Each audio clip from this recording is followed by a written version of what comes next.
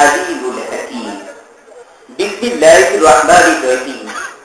কোথায় আজাদ, কোথায় পূর্ণ মুক্ত মুসলমান। আল্লাহ ছাড়া করে না কারি ভয়, কোথায় ইনকার, কোথায় আলিম, কোথায় ইমাম, কোথায় শক্তিধর, মুক্ত যাহার বাণীশ্বরী গাবে ত্রিভুবন কর। কে পিয়াসী তৌহিদ সুধা পরমামৃত হয়, যাহারে হেরিয়া পরার গরম শান্তিতে ডুবে যায়। আছে সে কুরআনে মজিদ আজিও পরম শক্তি ভরা, পরিপূর্ণ থাকা এক করা তার তেজি সুন্দরা। ভেঙে যায় মনুষ্য বেরোদার, মনুষ্য দিতে পারি না আর। হেলাল হেলাল এই অবেলায় অজানা ব্যথায় দুর্বার করে তোলা জারি জ্বলে পুড়ে মরি, কিভাবে কাটিবে বেলা। খোঁজার নবীনে আজাদের দিনে সর্বরাতের খেলা। ফিরাউন, নমরুদ, হামান, কারুন যেভাবে হয়েছে শেষ, আবারও আসিবে প্লাবনে ভাসিবে শয়তানের সর্বদেশ। যুগে যুগে সাদা পাঠিয়েছিলেন খোদা, দিন বোঝার দিলে জামান। তারাই এসে অবতার দেশে করেছেন জুলুমের অবসান। দিনে ইলাহি বাড়িয়ে দিন ইসলাম, বিজয় পতাকা বাড়ি পরদি পরদি পানি দাঁড়াতি কোন দাগুতি জানতি শাহী। তিতুমিরের পাশের কেল্লা আজি শরিয়াতুল্লাহ বলে যে উঠেছে বারংবার। শায়ুর আহমদ ফিরে হিন্দির কণ্ঠে ধ্বনিতে তাকবীর, আল্লাহু আকবার। লোকটি জান্নাত শত শত বান্না শাহাদাতের অন্য সুধা করিয়াছে বান। চিরদিন রবে মুমিনের অনুভবে, ত্যাগের স্মৃতিতে তারা অক্ষয় অজ্ঞান। মহাবিদ্রোহ ক্লান্ত, আমি সেই দিন হব শান্ত। জগৎ পেটের কুন্দর রোল আকাশে বাতাসে ধরিবে না, অত্যাচারীর খরচ কৃপার ভীম রণভূমে রহিবে না।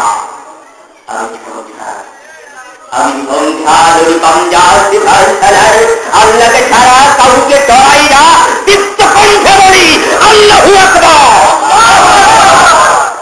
নারায়ে তাকবীর, নারায়ে তাকবীর। আল্লাহু তাআলা ফি কালামিহিল মাজিদ والفرقان الحميد أعوذ بالله من الشيطان الرجيم بسم الله الرحمن الرحيم ألف لام ميم ذلك الكتاب لا ريب فيه هدى للمتقين الذين يؤمنون بالغيب ويقيمون الصلاة ومما رزقناهم ينفقون. وقال تعالى إن الله وملائكته يصلون على النبي يا أيها الذين آمنوا صلوا عليه وسلموا تسليما. اللهم صل على محمد وعلى آل محمد كما صليت على إبراهيم وعلى آل إبراهيم إنك حميد مجيد. اللهم بارك على محمد وعلى آل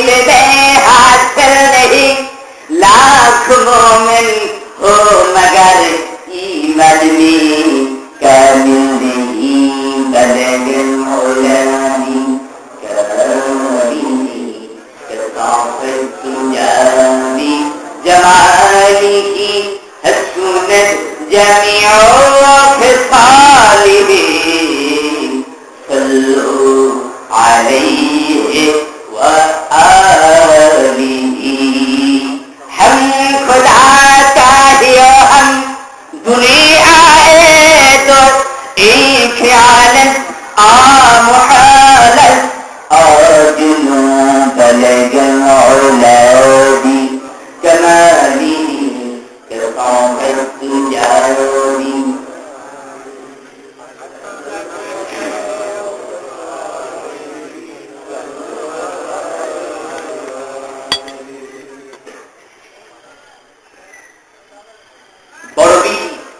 मुस्लिम पाड़ा आकिजिया इमदादुल उलूम माद्रासा व यतीम खाना 29তম বার্ষিক ওয়াজি মাহফিলের সভাপতি উপস্থিত মুআজ্জিজ উলামায়ে কিরাম বিন্দু ভদ্র মাদ্রাসার সভাপতি ও মুহতামিম প্রখ্যাত আলেমে দ্বীন জনাব আল-হজ হযরত মাওলানা আবু জাফর শিকদার দামার বারাকাতুল আলিয়া দিনদার মুসলমান ভাইরা, সাংবাদিক বন্ধুগণ, প্রশাসনিক ব্যক্তিবর্গ, সীমান্তের অতঙ্গ প্রহরী বিজিবির সদস্য ভাইরা, পর্দার আড়ালে অবস্থানরত মা ও বোনেরা, সর্বোপরি সম্মানিত খাগড়াছড়িবাসী, আসসালামু আলাইকুম ওয়া রাহমাতুল্লাহি ওয়া বারাকাতুহু। প্রশংসায় মস্তক অবনত করছি বিশ্ব জাহারি শাহজাহান রাজা ধীরাজ আল্লাহ সুবহানাহু ওয়া তাআলার দরবারে, যিনি এক এবং অদ্বিতীয়। করুণা করে দয়া করে আমাদেরকে মুসলমান হিসেবে সৃষ্টি করেছেন। অতঃপর মুসলমানদের অন্যতম দাবি তলাবুল ইলমি ফরিদাতুন আলা কুল্লি মুসলিমিন ওয়া মুসলিমাত। প্রত্যেক মুসলিম দরবারি জ্ঞান অর্জন করা ফরজ। সেই জ্ঞান অর্জনের নিমিত্তে আসমানের নিচে এবং জমিনের উপরে সব থেকে শ্রেষ্ঠতম স্থান কুরআনের এই মাহফিলে যিনি আমাদের উপস্থিত হওয়ার তৌফিক দিয়েছেন, তিনি বলেন রব্বুল আলামিন। জোরে বলুন তিনি কে? আরো জোরে বলুন তিনি কে? রব্বুল আলামিন। আলামিন শব্দটি আলাম শব্দের বহুবচন। আলাম শব্দের অর্থ একটি মাত্র জগৎ, অনলি দিস আর্থ, শুধুমাত্র পৃথিবী।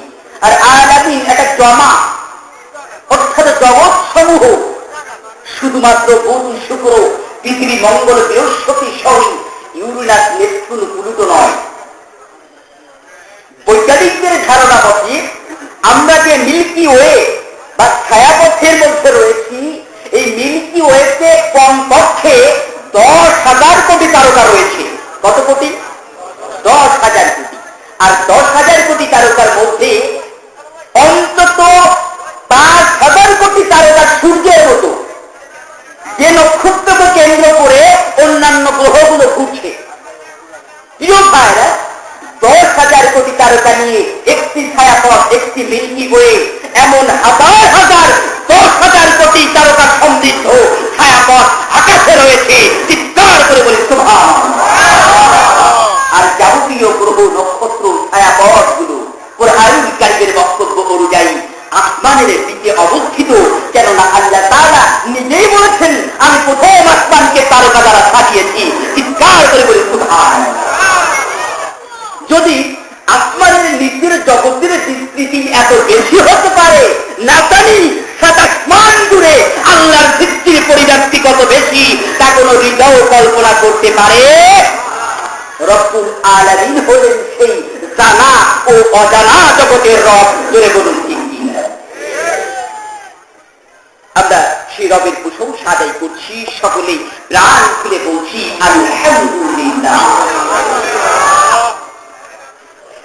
শত সহস্র দুরূদ ও সালাম পেশ করছি বিশ্ব বারবতার মুক্তির কারিগরি নবী কুল শিরোমণি মুহাম্মদ মুস্তাফা আহমদ মুস্তফা সাল্লাল্লাহু আলাইহি ওয়াসাল্লামের উপর যার শানে আল্লাহ তাআলা পবিত্র কোরআনুল কারীমের সূরা আহজাবের 21 নম্বর আয়াতে ঘোষণা দিয়েছেন লাকাদ কানা লাকুম ফি রাসূলিল্লাহি উসওয়াতুন হাসানাহ You have indeed a noble matter in the messenger of Allah. তোমাদের জন্য রাসূল করিম সাল্লাল্লাহু আলাইহি ওয়াসাল্লামের জীবনেই রয়েছে সর্বোত্তম আদর্শ। চিৎকার করে বলি সুবহানাল্লাহ। পৃথিবীতে এমন কোন ধর্ম নাই, এমন কোন ধর্মগ্রন্থ নাই যা আমার নবীর শ্রেষ্ঠত্বের কথা বলে নাই। কথা বুঝা যায়? পৃথিবীতে এমন কোন ধর্ম নাই, এমন কোন ধর্মগ্রন্থ নাই যা আমার নবীর শ্রেষ্ঠত্বের কথা বলে। আজ থেকে প্রায় 5000 বছর পূর্বে লেখা হিন্দুদের ধর্মগ্রন্থ উত্তরায়ণদের মধ্যে আজকে কালিমায় আমরা যা পড়ি ঠিক অবিকল সেই ভাষার প্রতিধ্বনি করা হয়েছে। বলা হয়েছে লা ইলাহা প্রতিপাদন ইল্লা ইল্লা পরম পদম জন্ম বৈকুণ্ঠ অপর ইরুতি জপিনাম মুহাম্মদুর। লা ইলাহা প্রতিপাদন, লা ইলাহা আল্লাহ ছাড়া কোনো ইলাহা নাই। প্রতিপাদন এই জিকির ছাড়া প্রতিপাদন পাপ মুক্তির কোনো পথ নেই। মানে আল্লাহ ছাড়া কোনো ইলাহা নাই এই কথার স্বীকৃতি ছাড়া পাপ মুক্তির কোনো পথ নেই। ইল্লা ইল্লা পরম পদম, আল্লাহ আল্লাহ তিনি একমাত্র পরম এবং মহান। জন্ম বৈকুণ্ঠ অপর ইনুতি জপিনাম মুহাম্মদুর। আর বৈকুণ্ঠে জন্ম লাভের জন্য মুহাম্মদুর রাসূলুল্লাহ সাল্লাল্লাহু আলাইহি ওয়াসাল্লামের প্রদর্শিত পথ ছাড়া আর কোনো পথ নাই। চিৎকার করে বলুন সুবহানাল্লাহ। বন্ধুগণ, আমরা যদি তাওরাত, আমরা যদি ইনজিলের মধ্যে দেখি, ইনজিল যেটা ঈসা আলাইহিস সালামের উপর অবতীর্ণ হয়েছিল, ইনজিলে নবীজিকে বলা হয়েছে মুন হামান্না। কি বলা হয়েছে? মুন হামান্না। মুন হামান্না শব্দের অর্থ হলো প্রশংসিত জন, যার আরবি হলো মুহাম্মদ। চিৎকার করে আরেকবার বলুন সুবহানাল্লাহ। হিব্রু বাইবেল, খ্রিস্টানদের ধর্মগ্রন্থ যেটা হিব্রুতে লেখা, সেখানে ব্যবহার করা হয়েছে মুহাম্মাদিন, যেটা আসলে মুহাম্মদ শব্দ থেকে এসেছে। আর আজ থেকে প্রায় 2500 বছর পূর্বে, অর্থাৎ নবীজির আবির্ভাবের প্রায় 1000 বছর আগে নেপালের লুম্বিনীতে নিষ্ঠার গৌতম বুদ্ধ জন্মগ্রহণ করেছিল। গৌতম বুদ্ধের কাছে তার অনুসারীরা জিজ্ঞাসা করেছিল, জনাব আপনি পৃথিবী থেকে বিদায় নেওয়ার পরে কে আমাদেরকে সঠিক পথ দেখাবে? গৌতম বুদ্ধ বলেছিলেন, শোনো, আমি শেষ বুদ্ধ নই, আমি শেষ বুদ্ধ নই, আমার পরে আরেকজন বুদ্ধর আগমন করবে। আমি তোমাদেরকে যে ধরনের দিক নির্দেশনা প্রদান করেছি, তিনি তার থেকেও উত্তম দিক নির্দেশনা প্রদান করতে সক্ষম হবেন। তার নাম হবে বৌদ্ধ মৈত্রেয়। মৈত্রেয় শব্দটি সিংহলী ভাষার, শ্রীলঙ্কার ভাষা। এই মৈত্রেয় শব্দের বাংলা অর্থ হল প্রশংসিত, যার আরবি হল মুহাম্মদ। আর একবার চিৎকার করে বলুন সুবহানাল্লাহ। প্রিয় ভাইরা, তাহলে আমরা দেখলাম যে পৃথিবীতে যতগুলো গুরুত্বপূর্ণ ধর্ম আছে, সব ধর্মগ্রন্থের মধ্যেই নবীজির শ্রেষ্ঠত্বের কথা বলা হয়েছে। এর মানে হলো আজকে প্রত্যেক ধর্মের যে ধর্মগ্রন্থগুলো আছে, শুধুমাত্র এই ধর্মগ্রন্থের দিকেই যদি ওই ধর্মের অনুসারীরা লক্ষ্য করে, তাহলে আমার নবীজির আদর্শ মেনে নেওয়া ছাড়া কোনো পথ।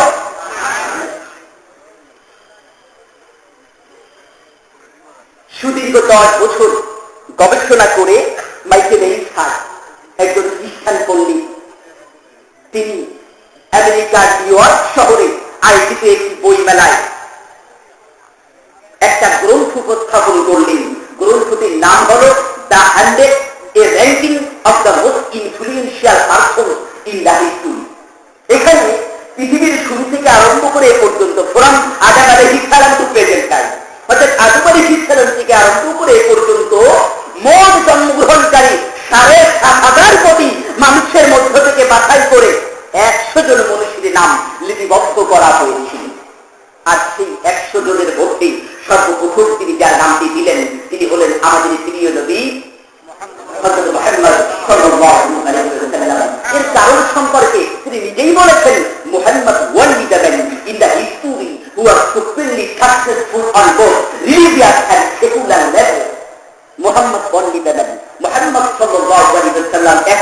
মানুষ ইন দ্য হিস্টোরি, ইতিহাসে হু আর সুপ্রিমলি সাকসেসফুল, যিনি ছিলেন পরিপূর্ণভাবে সফলকাম অন বোথ, দুটো বিষয়ের উপরে, অন বোথ রিলিজিয়াস, ধর্মীয় এন্ড সেকুলার লেভেল, ধর্ম নিরপেক্ষ অর্থাৎ ইহলৌকিক এবং পারলৌকিক দুটি ক্ষেত্রেই তিনি ছিলেন পৃথিবীর মধ্যে সব থেকে বড় সফলকাম। চিৎকার করে বলে সুবহানাল্লাহ।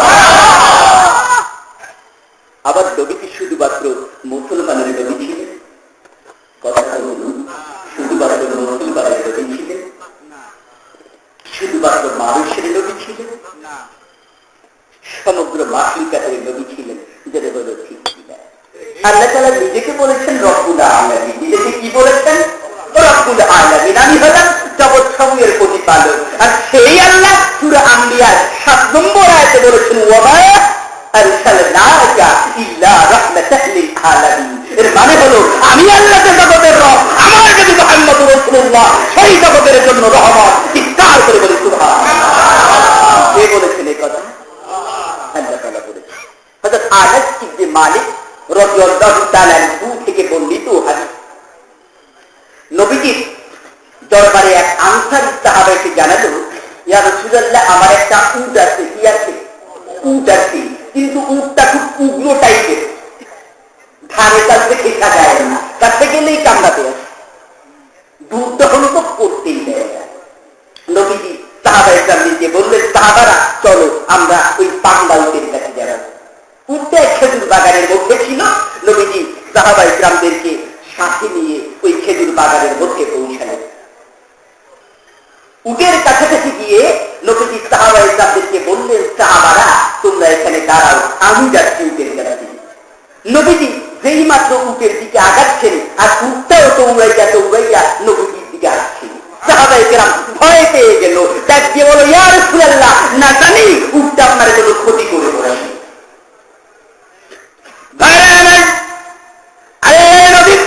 সাহাবাদেরকে ডাক দিয়া বললেন, সাহাবারা টেনশন করো না, চিন্তা করো না, উট আমার কোনো ক্ষতি করবে না, উট আমার কোনো ক্ষতি করবে না। সাহাবায়ে কেরাম লক্ষ্য করছেন আল্লাহর নবী সামনের দিকে আগান আর উটটা দৌড়াইয়া দৌড়াইয়া আছে। এর মধ্যে উটটা এসে আল্লাহর নবীজির পায়ে সেজদা দিয়ে দিল। সাহাবায়ে কেরাম বলেন, ইয়া রাসূলুল্লাহ, ঘটনা কি? কিছুক্ষণ আগে যে উটটা কামড়াতে আসি সেই উটটা আপনারা সেজদা দিল। একটা উগ্র উট, মুখ সে কথা বলতে পারে না, সে যদি আপনাকে সেজদা দেয় তাহলে আমরা বিদ্বান হওয়ার পরেও, জ্ঞান থাকার পরেও কেন আপনাকে সেজদা দেওয়ার অনুমতি পাচ্ছি না? আল্লাহ নবী সাহাবায়ে কেরামকে বললেন, সাহাবারা শুনে নাও, শুনে নাও, এই পৃথিবীতে আল্লাহ ব্যতীত যদি কাউকে সেজদা করার অনুমতি দেওয়া হতো তাহলে সন্তানকে বলা হতো পিতামাতাকে সেজদা করতে, আর স্ত্রীকে বলা হতো স্বামীকে সেজদা করতে। সুবহানাল্লাহ বলবেন না? আর একটু আসতে বলো, আসতে বললে জোরে বলতে হবে। প্রিয় ভাই, তাহলে আমার নবী কি উটেরও নবী? উটেরও নবী ছিলেন, জোরে বলুন ঠিক কিনা? সুতরাং আমরা এই সংক্ষিপ্ত আলোচনার মধ্যে দেখলাম যে আমার নবী হলেন তিনি যার শ্রেষ্ঠত্বের কথা স্বয়ং আল্লাহ বলেছেন। করে বলুন, কে বলেছেন? আল্লাহ বলেছেন। পৃথিবীর সকল ধর্মগ্রন্থগুলো আমার নবীজির শ্রেষ্ঠত্বের কথা বলেছে। পৃথিবীর বড় বড় পণ্ডিতগণ নবীজির শ্রেষ্ঠত্বের কথা বলেছে। জোরে বলুন ঠিক কিনা?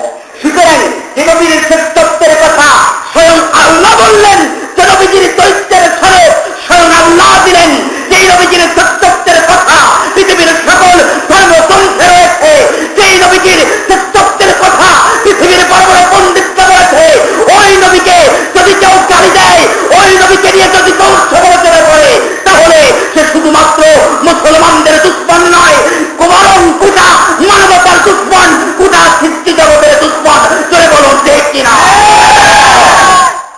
যদি কোন হিন্দু আমার নবীজির গ্রন্থের কথা বলে, তাহলে ওই হিন্দু তাদের ধর্মগ্রন্থ বেদের অবমাননা করল। যদি কোন খ্রিস্টান আমার নবীজির গ্রন্থের কথা বলে, তাহলে সে তাদের ধর্মগ্রন্থ বাইবেলের বিরুদ্ধে আচরণ করল। যদি কোন বৌদ্ধ আমার নবীর যুদ্ধে কথা বলে, তাহলে ওই তথ্য তাদের ধর্মগ্রন্থ ত্রিপিটকের বিরুদ্ধে আচরণ করল। তদ্রুপভাবে কোন মাথা মোটা তার ছেড়া নাস্তিক যদি আমার নবীর পক্ষে কথা বলে, তাহলে সে মাইকেল এই কাজের মতো পণ্ডিত্য স্বীকার করলো। করে বলছে কিনা? বন্ধুগণ, আসুন আলোচনার শুরুতে আমরা সেই দয়ার নবী, মায়ার নবী, রাহমাতুল লিল আলামিন মুহাম্মদুর রাসূলুল্লাহ সাল্লাল্লাহু আলাইহি ওয়াসাল্লামের প্রতি মহব্বতের সাথে দুরূদ পড়ি। সকলে বলি সাল্লাল্লাহু আলাইহি ওয়াসাল্লাম। দাইতার দাইতার ওরে দুঃখী খোঁজু শিশু রাশা করে দুঃখী হয় গুরু ঈশ্বর হয় সর কুল বুকে দাসী যায় নিরাজ উল এমিন নয় হেদার তাহামাহিরার শাম দেশের ওবান্তি হারান শুরু কাহার বিরাট না পরে চলে আঞ্জাম বলে তাঞ্জাম বলে হুর পরি মরি ফের দৌড়ের আম্মাম তলে কাঁচের কলসি কলম্বর ঘর হাতে আজ দাবাম কামাম দাবাম থামান বীর ঘটিকার নাম পরে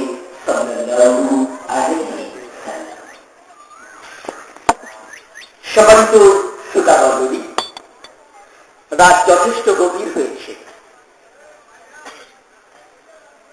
এজন্য ভূমিকাকে বর্ধিত না করে মূল আলোচনায় চলে যাওয়া খুব জরুরি, ঠিক কিনা?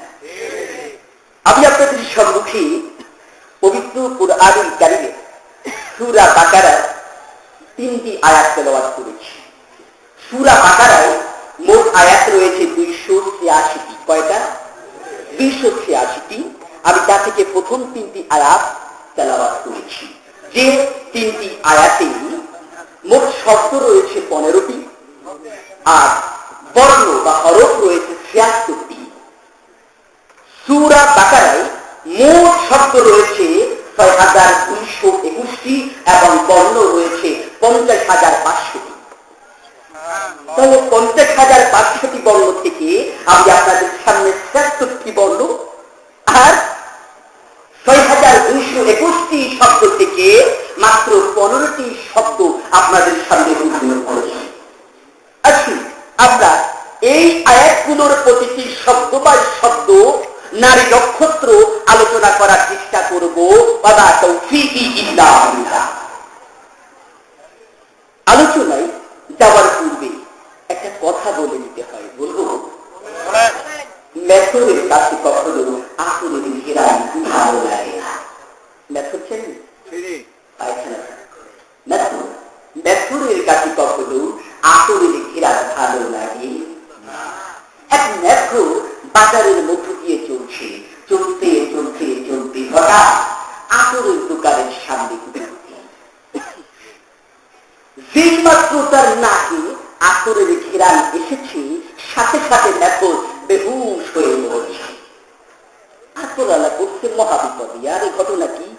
লোকটা আমার দোকানের সামনে বেহুশ হয়ে পড়ল কেন? ধরে নিয়ে ভর্তি করলো পাশের এক ক্লিনিকে। ক্লিনিকের ডাক্তাররা তাদের সাধ্য অনুযায়ী চেষ্টা প্রচেষ্টা করলেন এবং অবশেষে বললেন, সরি, এর হুঁশ ফিরানো আমাদের জন্য সম্ভব নয়, আপনারা একে উন্নত চিকিৎসা ব্যবস্থা করুন। আপনারা মেথরকে নিয়ে ভর্তি করলো পিজি হসপিটালে। কোথায়? পিজি হসপিটালে, ঢাকাতে। পিজি হসপিটালের ডাক্তাররাও অনেক চেষ্টা প্রচেষ্টা করি অবশ্যই জানালো, উই আর রিয়েলি সরি, আমরা আন্তরিকভাবে দুঃখিত, এর হুঁশ ফিরানো আমাদের জন্যও সম্ভব নয়। আতরালা করছে মহাবিপদে। আরে ঘটনা কি? এই লোকটা বেহুশ হবে তো অন্য জায়গায় হোক, আমার দোকানের সামনে কেন? এখন যদি লোকটা মরে যায়, দোষ তো আমার ঘাড়ে করতে পারে না? বহুত বছর আগের দোষ এখন ঘাড়ে পড়ে না। সুতরাং আতরালা ভয় পেয়ে গেল, ভাবলো মরার আগে এই লোকটার বউর একটা খবর দিতে পারে। হ্যাঁ, কোন এক জায়গা থেকে মেথরের বউয়ের মোবাইল নাম্বারটা জোগাড় করে আপনারা বলতেছে, হ্যালো, ওই পাশ থেকে বউ বলতে কি দা বলতে আছে। আপনারা ঘটনা তো এই এই এই মেথরের বউ কয়, ও এই কথা, এই লাগাতারে হসপিটালে নেওয়া লাগে। কোন আমি টিভি হসপিটাল ফেরত, আর আপনি কোন তার সেই লাগাতারে হসপিটালে নেওয়া লাগে? মেথরের বউ কয়, এর ট্রিটমেন্ট তো মোর কাছেই আছে, আপনি একটু অপেক্ষা করেন। মেথরের বউ বাড়ি থেকে ছোট্ট বাচ্চার কতখানি পায়খানা লাঠির মাথা দিয়ে ঘুষা বাইরে পলিথিনি ভরে রওনা দিতে যায়। গাড়ি থেকে নেমে টিভি হসপিটালে গিয়ে যেই একটা কাঠির মাথা দিয়ে একটুখানি গু পায়খানা মেথরের নাকের কাছে পৌঁছে অমনি মেথর হো হো হো হো। আসুরাল্লাহ ঘটনা কি? মেথরের বউ বললেন না, উনি হলো মেথর, তাই আতরের ঘেরান টের পাওয়া মাত্র যে হুশ হয়ে পড়েছে। আবার যখন গুড় গন্ধ ওনার নাকে এসেছে, হুশ ফিরে এসেছে। প্রিয় ভাইরা, মেথরের কাছে যেমন আতরের ঘেরান ভালো লাগে না, তদ্রূপভাবে যারা কুরআনের দুশমন, ইসলামের দুশমন, নবীর দুশমন, মাদ্রাসার দুশমন, আলেমদের দুশমন, তাদের কাছেও কুরআনের আলোচনা ভালো লাগবে না। আমার বিশ্বাস, খাগড়াছড়ির এই পবিত্র ভূমিতে আমরা ইতিমধ্যে বিশ্বনন্দিত ওলামায়ে কেরামের মুক্তি শুনেছি। এটা হলো সেই ময়দান, যে ময়দানে বাংলাদেশের অসংখ্য অলির পদচারণা করেছে। শুধু তাই নয়, আপনাদেরকে একটি মজার তথ্য জানিয়ে রাখি। ভারত উপমহাদেশের মধ্যে এই পার্বত্য চট্টগ্রাম হল প্রথম এলাকা, যে এলাকার মানুষ সর্বপ্রথম ইসলামের দাওয়াত পেয়েছিল। 634 খ্রিস্টাব্দে হযরত উমর ইবনে খাত্তাব যখন সর্ব পৃথিবীর খলিফা, তখনই তার প্রতিনিধি দল হযরত মামুন এবং মুহাইমিন রাদিয়াল্লাহু তাআলা আনহুর নেতৃত্বে 10 জন সাহাবার একটা দল এই পার্বত্য চট্টগ্রামে এসেছিল। চিৎকার করে বলে সুবহানাল্লাহ। যে এলাকায় দ্বীনের দাওয়াতি কাজ করেছেন স্বয়ং আল্লাহর নবীর সাহাবারা। সাহাবা কাকে বলে জানেন? মর্যাদা জানেন? একটা দৃষ্টান্ত দিয়ে সামনের দিকে আনেন। প্রিয় ভাইরা, হযরত আব্দুল কাদের জিলানী রাহমাতুল্লাহকে আমরা ওলিদের মধ্যে সবচেয়ে উপরে গণনা করি। হযরত আব্দুল কাদের জিলানী রাহমাতুল্লাহ নিকট প্রশ্ন করা হয়েছিল, হুজুর আপনার মর্যাদা কি কোন সাহাবার সমান? খেয়াল করে শুনবেন। হযরত আব্দুল কাদের জিলানী রাহমাতুল্লাহর কাছে প্রশ্ন করা হয়েছিল, হুজুর আপনার মর্যাদা কি কোন সাহাবার সমান? হযরত আব্দুল কাদের জিলানী রাহমাতুল্লাহ বলেছিলেন, শোনো, সাহাবায়ে কেরামদের মধ্যে যিনি সবথেকে অপ্রসিদ্ধ, যার নাম কেউ কোনদিন শোনে নাই, ওই সাহাবা জিহাদের ময়দানে যে ঘোড়ার পিঠে চলতেন, ওই ঘোড়ার খুরের আঘাতে যে বালুকণা বিস্ফোরিত হতো, ওর এক বিন্দু বালুর পরিমাণ মর্যাদা আমি আব্দুল কাদের জিলানীর নাই। চিৎকার করে বলি সুবহানাল্লাহ। আর বোঝা দরকার আছে সাহাবায়ে কেরামদের মর্যাদা। প্রিয় ভাইরা, সেই সাহাবায়ে কেরামদের 10 জন সাহাবা এই পার্বত্য চট্টগ্রামে এসেছিলেন, যে কারণে আপনারা হচ্ছে তারা যাদের পূর্বপুরুষেরা দ্বীনের দাওয়াত পেয়েছিল সর্বপ্রথম ভারত উপমহাদেশে সাহাবায়ে কেরামদের মাধ্যমে। আর একবার বলি আলহামদুলিল্লাহ। যারা আল্লাহর নবীর প্রিয় পরিবার যুক্ত সাহাবায়ে কেরামদের মাধ্যমে দাওয়াত পেয়েছে, আর যে ময়দানে অগণিত অলির পদচারণা ঘটেছে, আমার বিশ্বাস হয় না সেই ময়দানে কোন মেথর মার্কা মুসলমান থাকতে পারে। আছে নাকি? আছে? দু একজন যারা কথা বলতেছেন না, তাদের মধ্যে দু একজন আছে। কোন মেথর মার্কা মুসলমান নাই, বরং এরা সবাই হলো মুমিন। আপনারা সবাই কি ধরে বলুন? মুমিন এর পরিচয় তুলে ধরতে গিয়ে আল্লাহ তাআলা সূরা আনফাল আয়াত নম্বর 2 আল্লাহ তাআলা বলেছেন, ইন্নামাল মুমিনুনা আল্লাযীনা, নিশ্চয়ই মুমিন তো তারা, ইজা যুকিরাল্লাহু ওয়াজিলাত কুলুবুহুম, যখন তাদের সামনে আল্লাহর জিকির করা হয় তখন তাদের হৃদয়টা কেঁপে ওঠে। ওয়া ইযা তুলিয়াত আলাইহিম আয়াতুহু, কোরআনের আয়াতের আলোচনা হয়, আয়াত তেলাওয়াত করা হয়, যাদাতুহুম ঈমানাও, তখন তাদের ঈমান আরো বেড়ে যায়। ওয়া আলা রাব্বিহিম ইয়াতাওয়াক্কালুন, আর তারা তাদের রবের উপরে বেশি বেশি ভরসা করে। চিৎকার করে বলুন সুবহানাল্লাহ।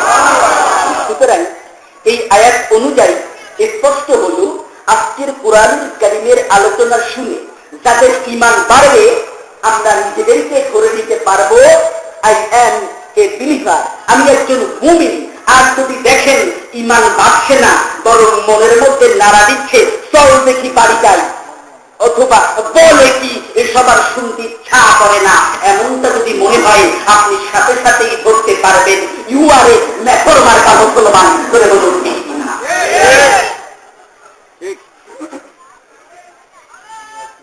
আসুন বন্ধুরা, সুতরাং মেথর মার্কা কোন মুসলমান নাই। আমরা সেই আশা রেখেই মূল আলোচনার দিকে আগাই। আল্লাহ তাআলা বলছেন, বিসমিল্লাহির রহমানির রহিম, in the name of Allah, most gracious, most merciful, পরম করুণাময় আল্লাহর নামে শুরু করছি। আল্লাহ তাআলা বলছেন, আলিফ লাম মিম। সূরা বাকারার প্রথম আয়াতটা কি? আলিফ লাম মিম। আলিফ লাম মিম হলো এমন একটা মর্ম, এমন একটা বিচ্ছিন্ন বর্ণ, যার মহত্ব, যার রহস্য একমাত্র আল্লাহ তাআলাই ভালো জানেন। এজন্যই তাফসীর কাসিরের মধ্যে ইমাম কুরতুবী রাহমাতুল্লাহ আলাইহি লিখেছেন যে আলিফ লাম মিমের ব্যাখ্যায় চার খলিফা, অর্থাৎ হযরত আবু বকর, হযরত ওমর, হযরত উসমান, হযরত আলী এবং আব্দুল্লাহ ইবনে মাসউদ রাদিয়াল্লাহু তাআলা বলেছেন, এটা আল্লাহর পক্ষ থেকে এমন একটা ওহী যার উপর বিশ্বাস আনা সকলের জন্য অপরিহার্য, এবং সেই বিশ্বাস দেখেই একে তেলাওয়াত করতে হবে। পাঁচজন সাহাবা একই মত দিয়েছে। এই কারণে অধিকাংশ মুফাসসির, অধিকাংশ তাফসীর পণ্ডিত আলিফ লাম মিমের ব্যাখ্যা দিতে গিয়ে বলেছেন, আল্লাহু আ'লামু বিমুরাদিহি, এই শব্দের অর্থ একমাত্র আল্লাহ তাআলাই ভালো জানেন। চিৎকার করে বলুন সুবহানাল্লাহ। তবে কেউ কেউ এর ব্যাখ্যা দেওয়ার চেষ্টা করেছেন, তারা বলেছেন আলিফ লাম মিম এর আলিফ মানে হচ্ছে আল্লাহ, লাম মানে হলো ইব্রাহিম, আর মিম হলো মুহাম্মদ। যেহেতু কোরআনের সংজ্ঞা হলো আল কোরআনু ওয়া কিতাবুল্লাহিল মুনাজ্জালু আলা সাইয়্যিদিল আনবিয়া মুহাম্মদুর রাসূলুল্লাহ সাল্লাল্লাহু আলাইহি ওয়াসাল্লাম, কোরআন হলো আল্লাহ তাআলার পক্ষ থেকে হযরত জিবরাইলের মাধ্যমে মুহাম্মদুর রাসূলুল্লাহর উপর অবতীর্ণ কিতাব। তারা এই সংজ্ঞার আলোকে এই ব্যাখ্যাকে নেওয়ার চেষ্টা করেছেন। প্রিয় ভাইরা, আসুন আমরা পরের আয়াতে চলে যাই। দ্বিতীয় আয়াতে আল্লাহ তাআলা বলছেন, যালিকাল কিতাবু লা রাইবা ফীহি হুদাল লিল মুত্তাকিন। যালিকাল কিতাব, ওই কিতাব, যালিকাল কিতাবু, ওই কিতাব, লা রাইবা ফীহি, ওই কিতাবের মধ্যে কোনো প্রকার ভুল নাই। হুদাল লিল মুত্তাকিন, আর ওই কিতাব হলো মুত্তাকিদের জন্য হেদায়াত। This is the book in it is guidance sure. Guidance sure. এটা সেই বই যেটা নির্দেশনার ক্ষেত্রে একদম নিশ্চিত, উইদাউট ডাউট, কোনো সন্দেহ না। টু দোজ হু ফিয়ার আল্লাহ, তাদের জন্য যারা আল্লাহকে ভয় করে। প্রিয় ভাইরা, আসুন এখানে আল্লাহ তাআলা বললেন যালিকা, ইসমে ইশারা ব্যবহার করে, যেহেতু উলামা ইকরাম বলেছেন দুই একটা গ্রামাটিক্যাল ভাষা ব্যবহার করলে তাদের জন্য সুবিধা হবে, আর আমার বিশ্বাস আপনাদের কাছে দুর্বোধ্য হবে না। যালিকা বলতে বোঝায় হলো ওই যালিকাল কিতাব, ওই কিতাবের মধ্যে লা রাইবা ফীহি, কোনো প্রকার ভুল নাই, সন্দেহ নাই। আল্লাহ তাআলা কেন যালিকা ব্যবহার করলেন, হাজা ব্যবহার করতে পারছেন এই কিতাব? প্রিয় ভাইরা, এর ব্যাখ্যায় তাফসীরে মারিফুল কোরআনের মধ্যে আল্লামা মুফতি শফি রাহমাতুল্লাহ লিখেছেন, এই যালিকাল কিতাবু লা রাইবা ফীহি, এই দ্বারা বোঝানো হয়েছে সূরা ফাতিহা 5 নম্বর আয়াতে আমরা আল্লাহর কাছে প্রার্থনা করি, ইহদিনাস সিরাতাল মুস্তাকিম, হে আল্লাহ আমাদেরকে মুস্তাকিমদের পথ দেখাও।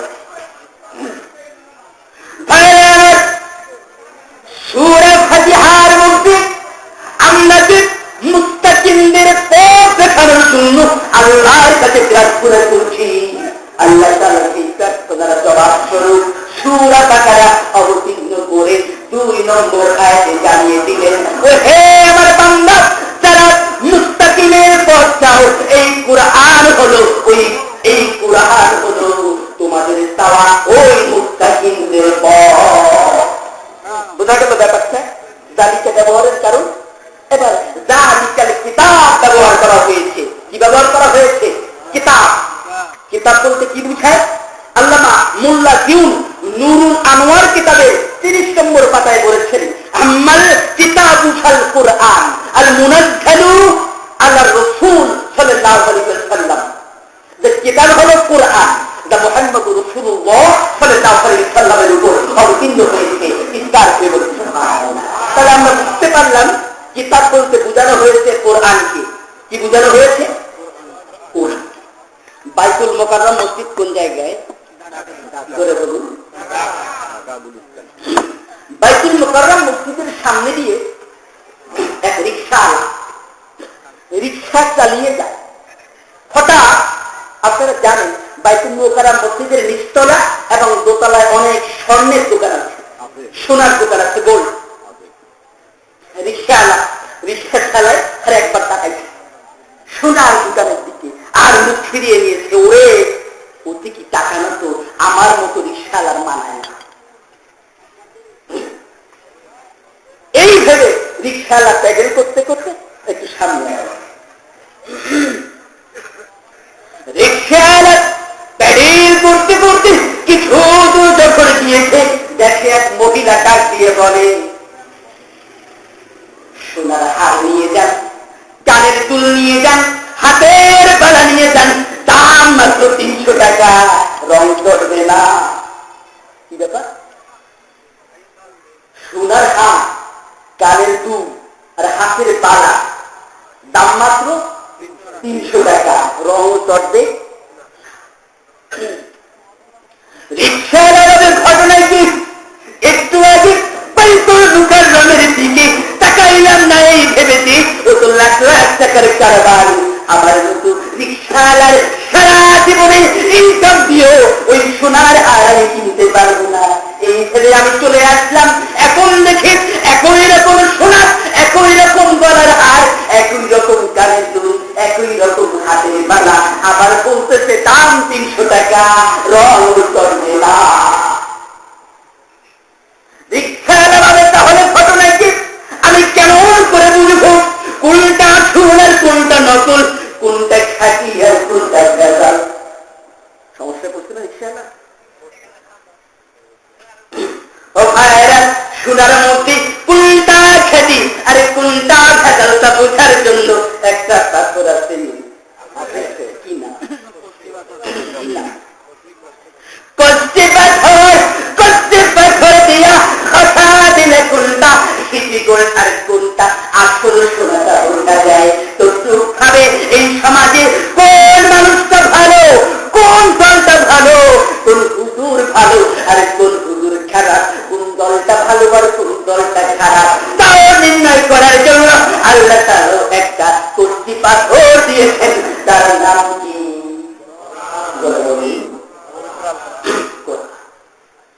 মুয়াত্তা শরীফের হাদিস হযরত আনাস ইবনে মালিক রাদিয়াল্লাহু তাআলা থেকে বর্ণিত, বিদায় হাজির ভাষণে আল্লাহর নবী যে 47টি পয়েন্টে বক্তব্য দিয়েছিলেন, তার মধ্যে সবথেকে গুরুত্বপূর্ণ পয়েন্ট ছিল তারা কত ফিকুন আমরাইনি লান তাদিল্লু মা তানাক্কাতুম বিহিমা কিতাবাল্লাহি ওয়া সুন্নাতুর রাসূলিহি।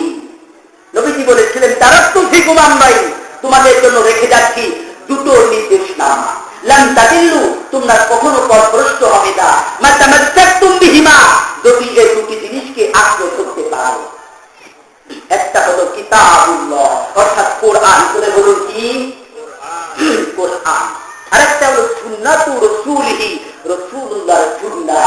আজ বিশ্বব্যাপী মুসলমানদেরকে বিপর্যয় দেখা দিয়েছে, এর মূল কারণ হলো মুসলমানেরা কোরআন সুন্নাহ থেকে দূরে সরে গিয়েছে। জোরে বলুন ঠিক কিনা?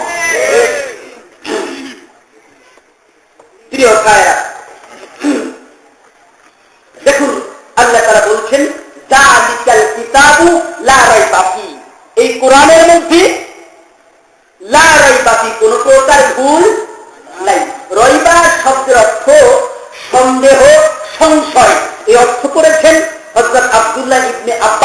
এবং ইবনে মাসউদ রাদিয়াল্লাহু তাআলা যে রয়বার অর্থ হচ্ছে সন্দেহ সংশয়। সুতরাং যালিকাল কিতাবু লা রাইবা ফি এর অর্থ দাঁড়ায় এই কুরআনুল কারীমের মধ্যে কোন প্রকার সন্দেহ সংশয়ের অবকাশ নাই। যুগ যুগ ধরে যারা এই কুরআনুল কারীমের ভুল ধরতে চেয়েছে তারা কি ভুল ধরতে পেরেছে? ধরে বলুন,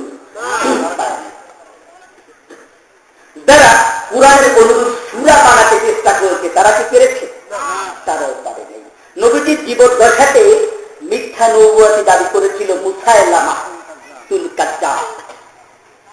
আলহামদুলিল্লাহ আমাদের দেশে অসংখ্য ভালো পীর সাহেব আছেন, আলহামদুলিল্লাহ, কিন্তু কিছু ভণ্ড পীর সাহেব আছে না? কথা বলেন। ভণ্ড পীর সাহেবের মুরিদ আর ভালো পীর সাহেবের মুরিদের মধ্যে একটা পার্থক্য আছে না নাই? ভণ্ড পীর সাহেবের মুরিদের ভালো বিশ্বাস হয় না, মাঝে মাঝে পীর সাহেবের উপরে সন্দেহ হয়। মুসাইলামা যখন নবুয়াতি দাবি করলো সেও কিছু মুরিদ পেয়ে গেল, ভক্ত পেয়ে গেল, কিন্তু তার উম্মতদের ভালো একটা বিশ্বাস হতো না আসলে মুসাইলামা নবী কিনা। তাই তারা একদিন মুসাইলামাকে ডেকে বলল, হযরত আমরা তো শুনেছি মুহাম্মদ রাসূলুল্লাহ সাল্লাল্লাহু আলাইহি ওয়াসাল্লামের উপরে আল্লাহর পক্ষ থেকে ওহী অবতীর্ণ হয়, কই আপনার পরে তো ওহী অবতীর্ণ হতে দেখছি না। মুসাইলামা পড়তে মহাবিপদে, কি করবে এখন? সারা রাত ধরে চিন্তা করে সূরা কাউসারের একটা প্যারোডি বানিয়েছে। প্যারোডি বোঝেন? ব্যঙ্গ। সূরা কাউসার থেকে নকল বানিয়েছে।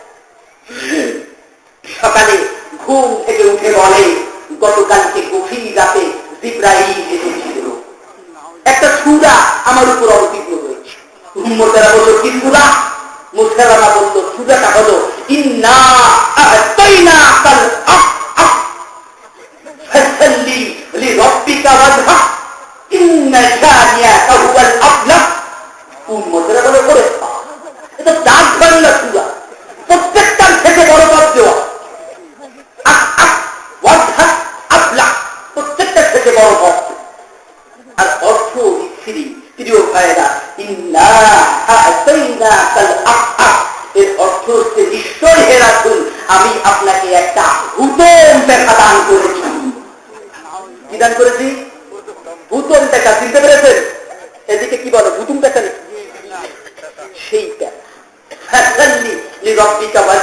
সুতরাং আপনি আপনার রবের উদ্দেশ্যে নামাজ পড়ুন এবং ওয়াজহা শব্দের অর্থ হলো চেঁচামেচি করুন।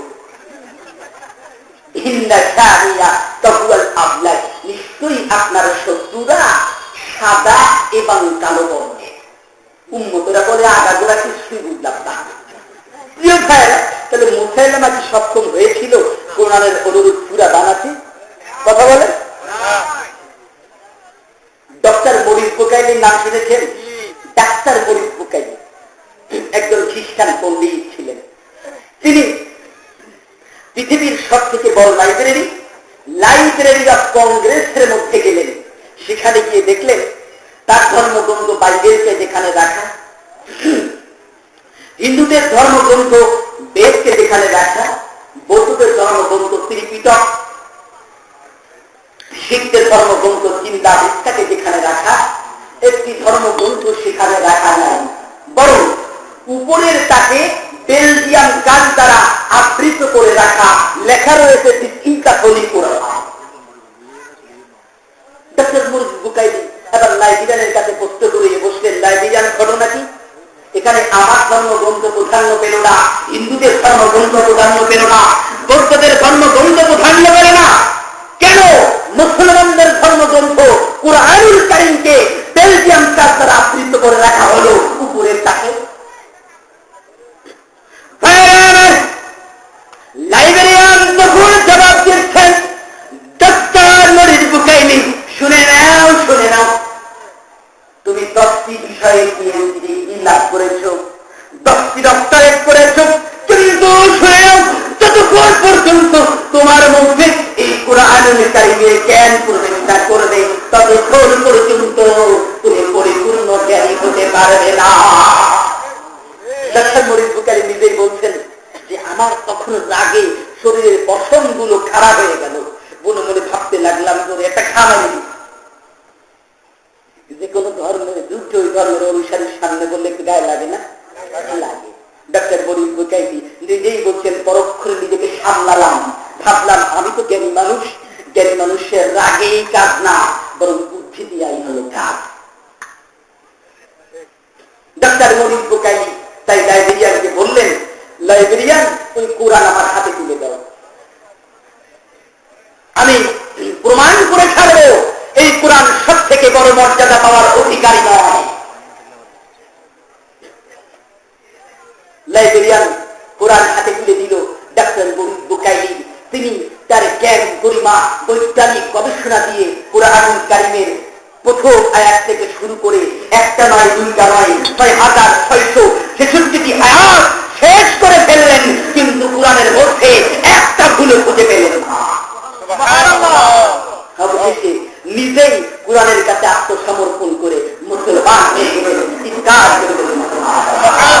তিনি একটি গ্রন্থ লিখলেন, the Bible, the Quran and the science. গ্রন্থটি বাংলায় অনুদিত হয়েছে বাইবেল, কোরআন ও বিজ্ঞান বলে। তাহলে ডক্টর মরিস বুকাইলি সক্ষম হয়েছে? ধরে বলুন, সক্ষম হয় নাই। এজন্যই আল্লাহ সূরা বাকারার 23 নম্বর আয়াতে বিশ্ববাসীকে ডাক দিয়ে বলছেন, কুনতুম ফি রাইবিন মিম্মা নাযালনা আলা আবদিনা ফাতু বিসূরাতিন মিন মিসলিহি ওয়াদউ শুহাদাআকুম মিন দুনিল্লাহি ইন কুনতুম সাদিকিন। যদি তোমাদের সন্দেহ হয় তা আমি আমার বান্দা মুহাম্মদ রাসূলুল্লাহর উপর অবতীর্ণ করেছি, তাহলে এই কোরআনের অনুরূপ সূরা তোমরা বানায় নিয়ে এসো। আর এই ক্ষেত্রে দুনিয়ায় তোমাদের যত বন্ধু আছে সবাইকে ডাকবে। ইন কুনতুম সাদিকিন, যদি তোমরা তোমাদের বক্তব্যে সত্যবাদী হয়ে থাকো যে কোরআন আল্লাহর কিতাব না। পারবে?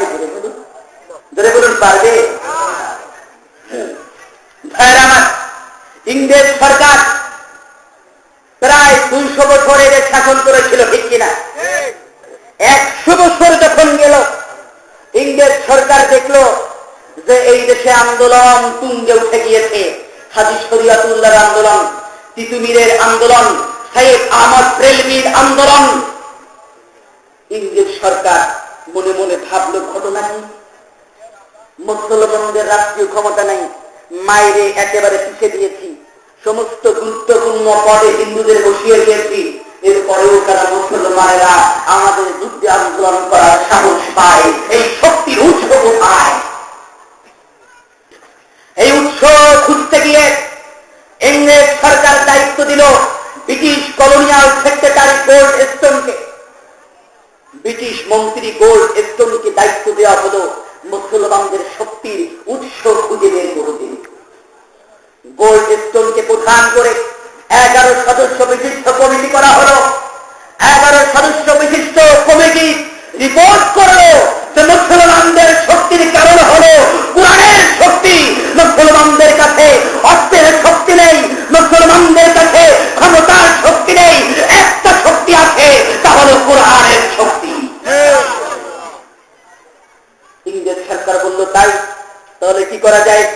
ওরা বলল, এই কোরআনকে মুসলমানদের কাছ থেকে নিয়ে নিতে হবে। ইংল্যান্ডের পার্লামেন্টে বাসে চলে গেল, ভারত উপমহাদেশে যত কোরআনুল কারীম আছে দোকানে সব কিনে নিতে হবে। মানুষের বাড়িতে আছে তাও স্বার্থ অনুযায়ী নিয়ে আসতে হবে। ছাপা কারখানায় যত কোরআন আছে সব নিয়ে নিতে হবে, অতঃপর সব কোরআনগুলোকে নদীতে ডুবিয়ে দিতে হয়। কমিটি আসছে ভারত উপমহাদেশে, তারা অবশেষে রিপোর্ট করলো ব্রিটিশ পার্লামেন্টকে যে আপনারা তো বাজেট করেছেন এই কোরআন মুসলমানদের কাছ থেকে নিয়ে নেওয়ার।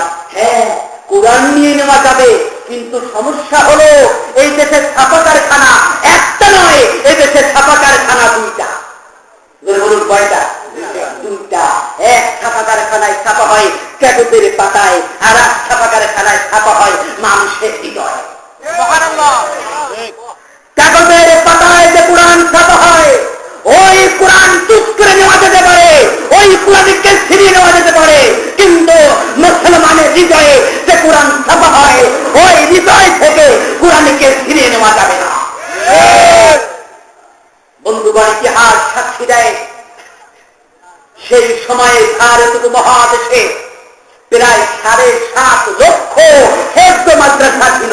চিৎকার করে বলি সুবহানাল্লাহ। আসলে আপনার যত পিছনে যাবেন তত দেখবেন হেফজ মাদ্রাসা বেশি ছিল।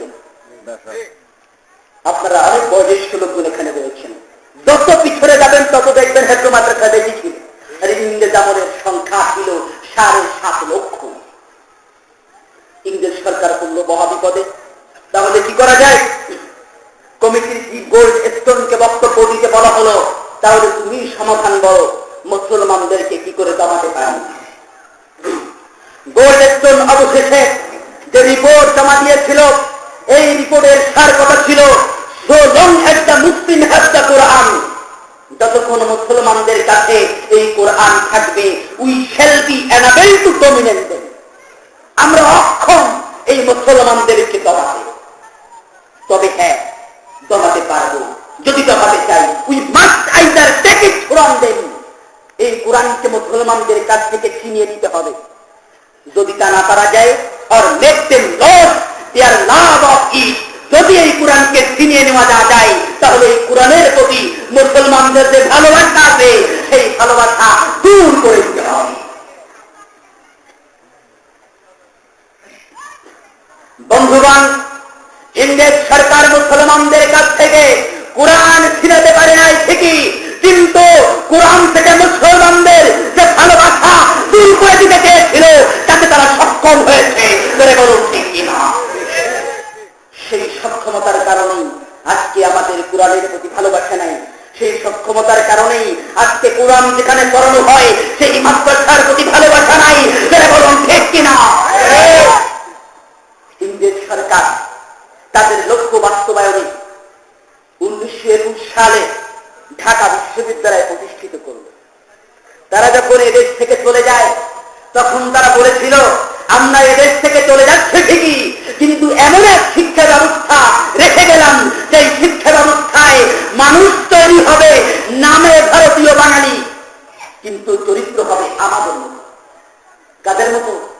ইংরেজদের মতো, খ্রিস্টানদের মতো। প্রিয় ভাইরা, এই জন্যই সেই প্রাচ্যের অক্সফোর্ড খাতে ঢাকা বিশ্ববিদ্যালয়ে পড়ে বনের রাজা উসমান গনি বালিশের মধ্যে উসমান গনি, আপনাদের মনে থাকতে পারে, তত্ত্বাবধায়ক সরকারের সময় ধরা পড়েছিল বন কর্মকর্তা।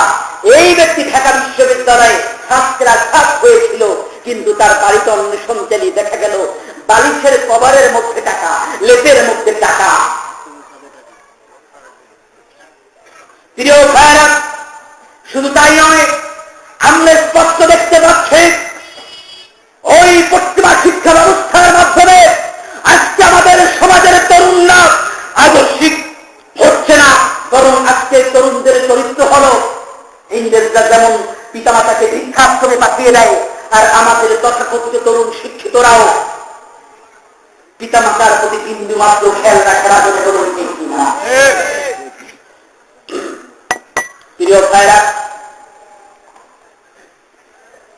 শুধু তাই নয়, ইসলাম বিরোধীরা চক্রান্ত করল,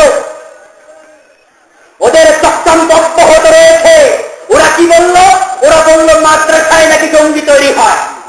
কি তৈরি হয়? জঙ্গি তৈরি হয়। বলে প্রমাণ কি? বলে হ্যাঁ, প্রমাণ আছে। কি আছে? প্রমাণ আছে। ভয়ঙ্কর মারণাস্ত্র পাওয়া গেছে কওমিয়া মাদ্রাসার ছাত্রের পকেটে। কি অস্ত্র? অস্ত্রটার নাম হচ্ছে মিসওয়াক। অস্ত্রটা কি? মিসওয়াক। কওমিয়া মাদ্রাসার ছাত্রদের পকেটে সাধারণত মিসওয়াক থাকে, ভয়ঙ্কর অস্ত্র পাওয়া গেছে মিসওয়াক। প্রিয় ভাইয়েরা, ওরা মাদ্রাসায় ঢুকতে চক্রান্ত করেছিল। আজ পর্যন্ত বাংলাদেশে যে জঙ্গিরা ধরা পড়েছে, একটা জঙ্গিকে প্রমাণ করতে পারবে না ওই জঙ্গি পরিপূর্ণভাবে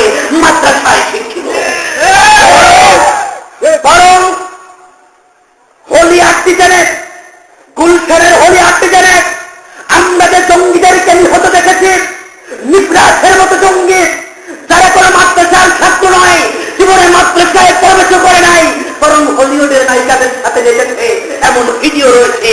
সেই নির্বাস হলো আজকে জঙ্গি, সেই নির্বাস হলো বেসরকারি ইউনিভার্সিটির ছাত্র। করে বলো ঠিক কিনা?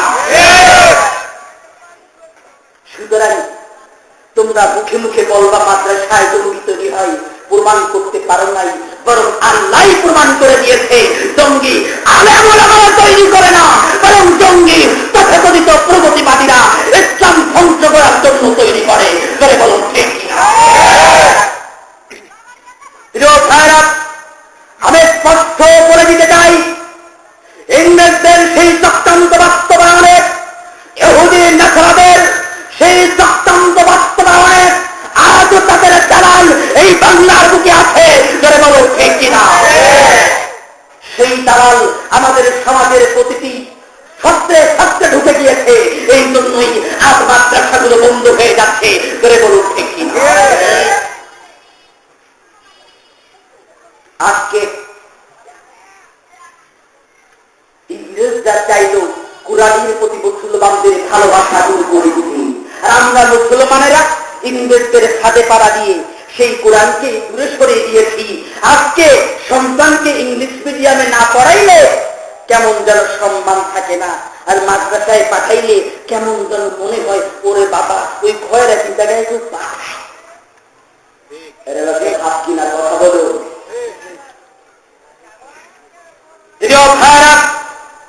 আমি আপনাদেরকে স্পষ্ট বলে দিয়ে চাই, আজ বাংলাদেশের অসংখ্য বিসিএস অফিসার আছে যারা মাদ্রাসায় পড়েছে। আজকে বাংলাদেশে অসংখ্য সাংবাদিক আছে, ঢাকায় আসুন, যারা কওমিয়া মাদ্রাসা থেকে সাংবাদিক হয়েছে। ঢাকার মিরপুরে এমন একটি মাদ্রাসা রয়েছে যেটা কওমিয়া মাদ্রাসা, যেখানে 1 বছরের প্রশিক্ষণ দেওয়া হয় সাংবাদিকতার উপরে। আপনাদেরকে জানতে হবে, ইসলাম হচ্ছে সর্বাপেক্ষা আধুনিক, ইসলাম সব থেকে মডার্ন। কেন? খ্রিস্টানদের যে বক্তব্য তারা যায় ঈসা আলাইহিস সালাম এসেছে আজ থেকে 2000 বছর আগে, বৌদ্ধদের গৌতম বুদ্ধ এসেছে 2500 বছর আগে, হিন্দুদের শ্রীকৃষ্ণ এসেছে আজ থেকে প্রায় 4500 বছর আগে, আর মুহাম্মদুর রাসূলুল্লাহ মুসলমানদের নবী ইসলাম ধর্মের প্রণেতা এসেছেন আজ থেকে 1400 বছর আগে। নবীজির পরে পৃথিবীতে কোন ধর্মের আবির্ভাব ঘটে নাই। ধরে বলুন ঠিক কিনা? ইসলামই হচ্ছে সব থেকে আধুনিক। আর একবার বলুন ঠিক কিনা? প্রিয় ভাইরা, তাহলে ইংরেজদের এই চক্রান্ত অনুধাবন করার পরেও কি আমরা ওই ফাঁদে পাড়া দেব? আর ধরে বলুন, আমরা ওই ফাঁদে পাড়া দেব? আমরা ওই ফাঁদে পাড়া দিতে পারি? আর যদি ওই ফাঁদে পাড়া দিতে না যাই, তাহলে সমাজের প্রতিটায় পড়তে পড়তে কোরআনের শিক্ষা চালু করতে হবে। জোরে বলো ঠিক কিনা? এই কোরআনের দিক দেখে ইংরেজরা এই ভারতবাদের ছেড়ে যেতে বাধ্য হয়েছে। ওই কোরআনকে আবারও হাতে তুলে দিতে হবে। আর আবার বলুন ঠিক কিনা? প্রিয় ভাইরা, আমি আলোচনা করতেছিলাম যালিকাল কিতাবু লা রাইবা ফীহ, এই কোরআনের মধ্যে যে কোনো প্রকার সন্দেহের অবকাশ নাই। এই কোরআন যে চিরন্তন মুজিজা, এই কোরআন যে যুগ যুগ ধরে তার সত্যতা প্রমাণ করেছে, সেই কথার প্রমাণ দিতেই আমি এই ইতিহাসের অবতারণা করলাম। আসুন আমরা সামনে বাড়াই। আল্লাহ তাআলা এরপরে বলছেন হুদাল লিল মুত্তাকিন, এই কোরআন হলো মুত্তাকিদের জন্য হেদায়েত। হুদা শব্দটা কি? হুদা। হুদার স্তর হলো 3টা। কয়টা? হুদার স্তর হলো 3টা। 1 নম্বর স্তর হলো হেদায়াত, কোরআনের হেদায়াত সমগ্র মানব জাতির জন্য, যাকে বলে হুদাল লিন্নাস। হেদায়েতের 2য় স্তর হলো মুমিনদের জন্য হেদায়াত, ফীহি শিফাউ ওয়া রাহমাতুল লিল মুমিনিন। এই কোরআনের মধ্যে রয়েছে শিফা এবং মুমিনদের জন্য রহমত। আরেকটা হেদায়েত হলো যারা আল্লাহর বিশেষ নৈকট্য লাভ করেছে, যারা মুত্তাকি, হুদাল লিল মুত্তাকিন। এখানে হেদায়েতের 2য় স্তরের কথা বলা হয়েছে। কোরআন 3 শ্রেণীকে হেদায়েত দেয়, কিন্তু আল্লাহ তাআলা এখানে বলেছেন একটা শ্রেণীর কথা, তৃতীয় শ্রেণীর কথা, হুদাল্লিল মুত্তাকিন। আর এই হুদার অর্থ হচ্ছে দুইটা, ধরে বলুন কয়টা? তাহলে হুদার স্তর কয়টা? হুদার স্তর তিনটা, আর হুদার অর্থ দুইটা। মনে রাখবেন, হুদার স্তর তিনটা, হুদার অর্থ দুইটা। হুদার এক নম্বর অর্থ হলো অন্তরের মধ্যে ঈমানের স্থিতিশীলতা। অন্তরের মধ্যে ঈমানের স্থিতিশীলতা। আল্লাহ তাআলা সূরা আরাফের 186 নম্বর আয়াতে বলেছেন, মাইয়ুদলিলিল্লাহু ফালা হাদিয়া লাহু। আল্লাহ তাকে পথভ্রষ্ট করেন, আল্লাহ তাকে পথ হারা করেন, তাকে কেউ পথ দেখাতে পারে? হেদায়েতের দ্বিতীয় অর্থ হচ্ছে সত্য প্রকাশ করা এবং সত্য পথ প্রকাশ করা। আল্লাহ তাআলা এই ব্যাপারে সূরা সূরা 52 নম্বর আয়াতে বলেছেন, ইন্নাকা লাতাহদি ইলা সিরাতিল মুস্তাকিম। হে নবী, আপনি তো শুধুমাত্র সুপথ প্রদর্শনকারী মাত্র। প্রিয় ভাইরা, তাহলে হুদাল মুত্তাকিন এই আয়াত দ্বারা বুঝে গেল এই কোরআনুল কারীম হলো, এই কোরআনুল কারীম হলো মুত্তাকিদের ঈমানের অবস্থা ধরে রাখতে পারে। এই কোরআনুল কারীম হলো কালো মাটির সত্যকে প্রকাশ করে দেওয়া। এই কোরআন সত্য পথ প্রদর্শনের জন্য, মানব জাতির জন্য, মুমিনদের জন্য হেদায়েত ধরে বলছি। এখন মুত্তাকি কারা? হুদাল্লিল মুত্তাকিন। মুত্তাকিন শব্দটা তাকওয়া শব্দ দিয়ে এসেছে। যে তাকওয়ার মূল অক্ষর হলো ওয়াও কফিয়া ওয়াকিয়া, যার অর্থ হচ্ছে বিরত থাকা। অর্থ কি? বিরত থাকা, অর্থাৎ আল্লাহর অবাধ্য থেকে বিরত থাকার নাম হলো তাকওয়া। আর যে আল্লাহর অবাধ্য থেকে বিরত থাকে তার নাম হলো মুত্তাকি। তার নাম কি? মুত্তাকি। হযরত ওমর ইবনে খাত্তাব রাদিয়াল্লাহু তাআলা আনহু যখন অর্থ পৃথিবীর খলিফা, তিনি মানুষের অবস্থা পর্যবেক্ষণ করার জন্য হেঁটে বেড়াচ্ছেন। চলতে চলতে এক মরুভূমির মধ্যে পৌঁছেছেন। প্রচন্ড পিপাসার্ত ক্ষুধার্ত হযরত ওমর দেখেন এক রাখাল কতগুলো ছাগল বকরি চড়াচ্ছে। কি চড়াচ্ছে? ছাগল বকরি চড়াচ্ছে। হযরত ওমরকে রাখাল দেন না। হযরত ওমর রাখালকে ডাক দিয়ে বললেন, রাখাল, আমি একজন পথিক বড় পিপাসার্ত হয়ে পড়েছি, তুমি একটা দুম্বা থেকে কিছু দুধ গ্রহণ করে আমার পিপাসা নিবারণ করো। রাখাল বলতেছে, পথিক, আমি কেমন করে দুম্বার দুধ তোমাকে পান করাবো? এই দুম্বাগুলোর মালিক তো আমি নই, বরং এই দুম্বার মালিক হলো আমার মনি। আমি শুধু চড়ানোর দায়িত্ব পালন করি। আমি কি করি?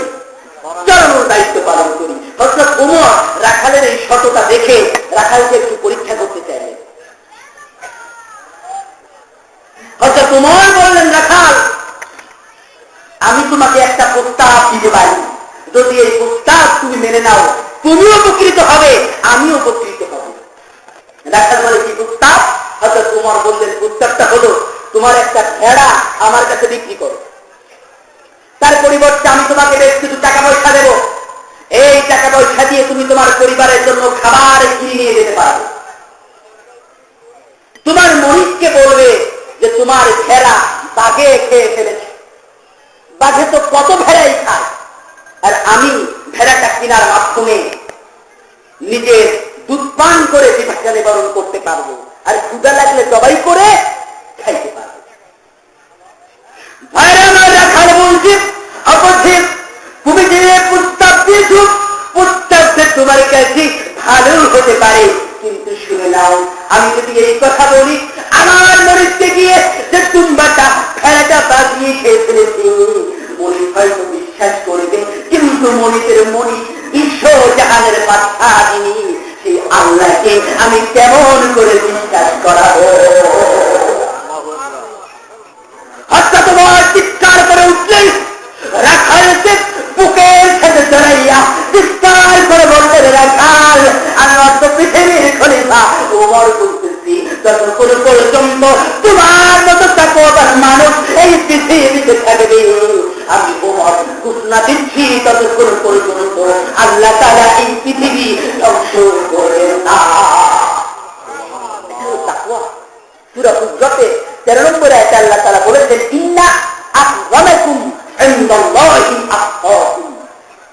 তোমাদের মধ্যে সেই ব্যক্তি সব থেকে সম্মানিত যে আল্লাহকে অধিক ভয়। প্রিয় ভাইরা, তাহলে হেদায়েত হচ্ছে কাদের জন্য? মুত্তাকিদের জন্য। হযরত ওমর রাদিয়াল্লাহু তাআলা আনহু, হযরত কাব, উবাই ইবনে কাব রাদিয়াল্লাহু তাআলা আনহু তাকে প্রশ্ন করেছিলেন তাকওয়া কাকে বলে? হযরত উবাই বলেছিলেন, ওমর তুমি কি কখনো কাটা বিস্তৃত পথ দিয়ে চলেছো? হযরত ওমর বলেছিলেন, চলেছি। কিভাবে চলেছো? চলেছি যেন কোনোভাবে আমার শরীরে কাটা বিদ্ধ না হয়।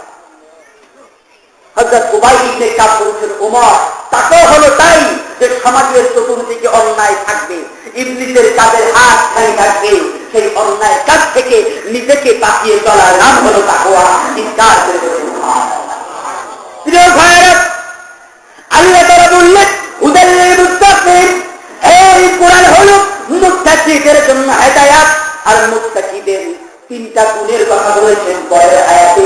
3 নম্বর আয়াতে আল্লাহ তাআলা এই মুত্তাকিদের পরিচয় তুলে ধরতে গিয়ে 3টা গুণের কথা বলেছেন। আল্লাহ তাআলা বলেছেন আল্লাযীনা ইউমিনুনা বিল গায়বি ওয়া ইউকিমুনা সালাতা মিম্মা রাযাকনাহুম ইউনফিকুন। আল্লাহ তাআলা বলছেন আল্লাযীনা ইউমিনুনা বিল গায়বি, যারা মুত্তাকি তাদের এক নম্বর বৈশিষ্ট্য হলো তারা অদৃশ্যের উপর বিশ্বাস রাখবে। অদৃশ্যের উপরে বিশ্বাস রাখবে। ওয়া ইউকিমুনা সালাত, নামাজ কায়েম করবে। ওয়া মিম্মা রাযাকনাহুম ইউনফিকুন, আর তাদেরকে যে রিজিক দেওয়া হয়েছে ওই রিজিক থেকে তারা ব্যয় করবে। ওই রিজিক থেকে ব্যয় করবে। আসুন, আল্লাহ বললেন আল্লাযীনা ইউমিনুনা বিল গায়বি। ঈমান বলতে বোঝায় বিশ্বাস, স্বীকৃতি। আল ঈমান হুয়া তাসদীক বিল জিনান, ইকরার বিল লিসান, আমাল বিল আরকান।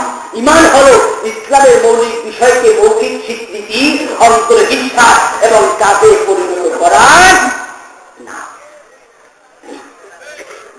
আমার ঈমান হলো যত বড় অত্যাচার হোক, যত বড় নির্যাতন হোক, তারপর খোদার চিকিৎসা করা। ঠিক কিনা? অর্থাৎ খাদ্যাবিকে চলন্ত আঙ্গারের উপরে শুয়ে রাখা হতো, তারপর খাব্বাব কখনো খোদার কালেমা ছাড়েন নাই, বরং খাব্বাবে শরীরের পিঠের চর্বিগুলো করে তোলে আগুন নিভে যেত, তবু হযরত খাব্বাব নদীর তল ছাড়ে নাই। ঠিক কিনা?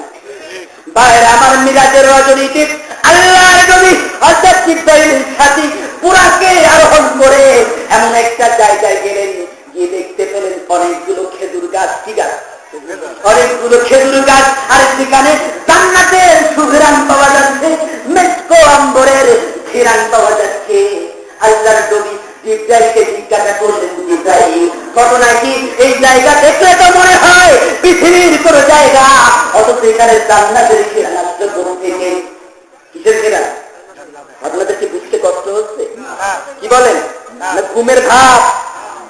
নারায়ণ তাকবীর, নারায়ণ তাকবীর। আল কোরআনের আলো, আল হাদিসের আলো।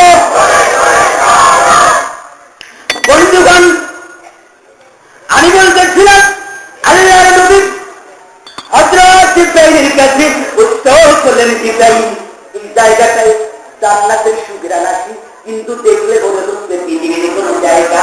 জিবরাইল বললেন, ইয়া রাসূলুল্লাহ, ইয়া হাবিবাল্লাহ, আপনার ধারণা সঠিক, এটা আসলে মিশরের একটা ভূমি। কোন জায়গা? ধরে বলুন। ইয়া রাসূলুল্লাহ, আপনি অবশ্যই ফিরাউনের নাম শুনেছেন? আল্লাহ নবী বললেন, হ্যাঁ শুনেছি। হযরত জিবরাইল বললেন, ইয়া রাসূলুল্লাহ, ফিরাউনের মেয়ের চুল হাতে দেওয়ার জন্য একজন খাদেমা ছিল, একজন দাসী ছিল। একদিন ওই খাদেমা ফিরাউনের মেয়ের চুল হাত দিয়ে দিতে গিয়ে হঠাৎ করে তার হাত থেকে চিড়িটা পড়ে যায়, আর ওই খাদেমার মুখ দিয়ে বের হয়ে যায় বিসমিল্লাহি ওয়া তাওফিকের আউল। আল্লাহর সম্মান উঁচু হোক, আর ফিরাউনের মুখ কালো হয়ে যায়। ফিরাউনের মেয়ে এই কথা শোনা মাত্র খাদেমাকে ডাক দিয়ে বলে, ও খাদেমা, কি বললি রে? আমার পিতার যুদ্ধে তুই কেন তুষারা চাইনি? সঙ্গে সঙ্গে ফিরাউনের মেয়ে ফিরাউনের কাছে ঢুকে গিয়েছে, গিয়া বলতেছে, আব্বু, তোমার এই খাদেমা তোমার বিরুদ্ধে কথা বলেছে আর তার বাবু প্রশংসা করেছে। ফিরাউন খাদেমাকে ডেকে পাঠালো, ডেকে বলল, খাদেমা, তুই কি এমন কথা বলেছিস? আমারে খোদা বাদ দিয়েছিস, আর একজনের খোদা বলছিস? খাদেমা বলে, হ্যাঁ আমি বলেছি, আমি যা বলেছি সঠিক বলেছি। যদি তুমি আমাকে মেরেও ফেলো তবুও আমি এই কথা থেকে সরে আসবো না। ফিরাউন এবারে বলে, ও সৈন্যরা, কে কোথায় আছিস? দেখ খাদেমার সাহস কত, আমার মুখের সামনে কথা বলে। এখনই তোরা আগুন জ্বালিয়েছে, আর এই আগুনের উপরে, আগুনের চুলার উপরে বড় একটা কড়াই চেপে দিয়ে কড়াইতে তেল ঢেলেছে। তেলগুলো যখন যখন অপচম্পট করে ঘুরতে থাকবে, তখন ওই খাদেমার পরিবার সহ তেলের মধ্যে দিয়ে খাদেমার 3টা সন্তান ছিল। তিনটা সন্তান ছিল।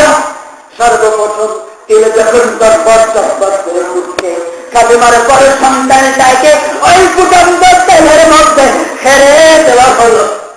যার সামনে অবন্ধু মাকে কোন মা নিজের জীবন দিতে রাজি হয়, তবু ওই সন্তানের জীবন দিতে রাজি হয় না।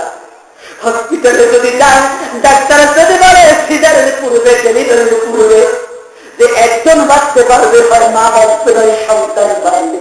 মায়ের ক্যাটাগরি করতে করা হয়, ও মা, তোমার এই পেটের মধ্যে যে সন্তান আছে, এই সন্তানকে বাঁচাতে চাও না নিজে বাঁচতে চাও?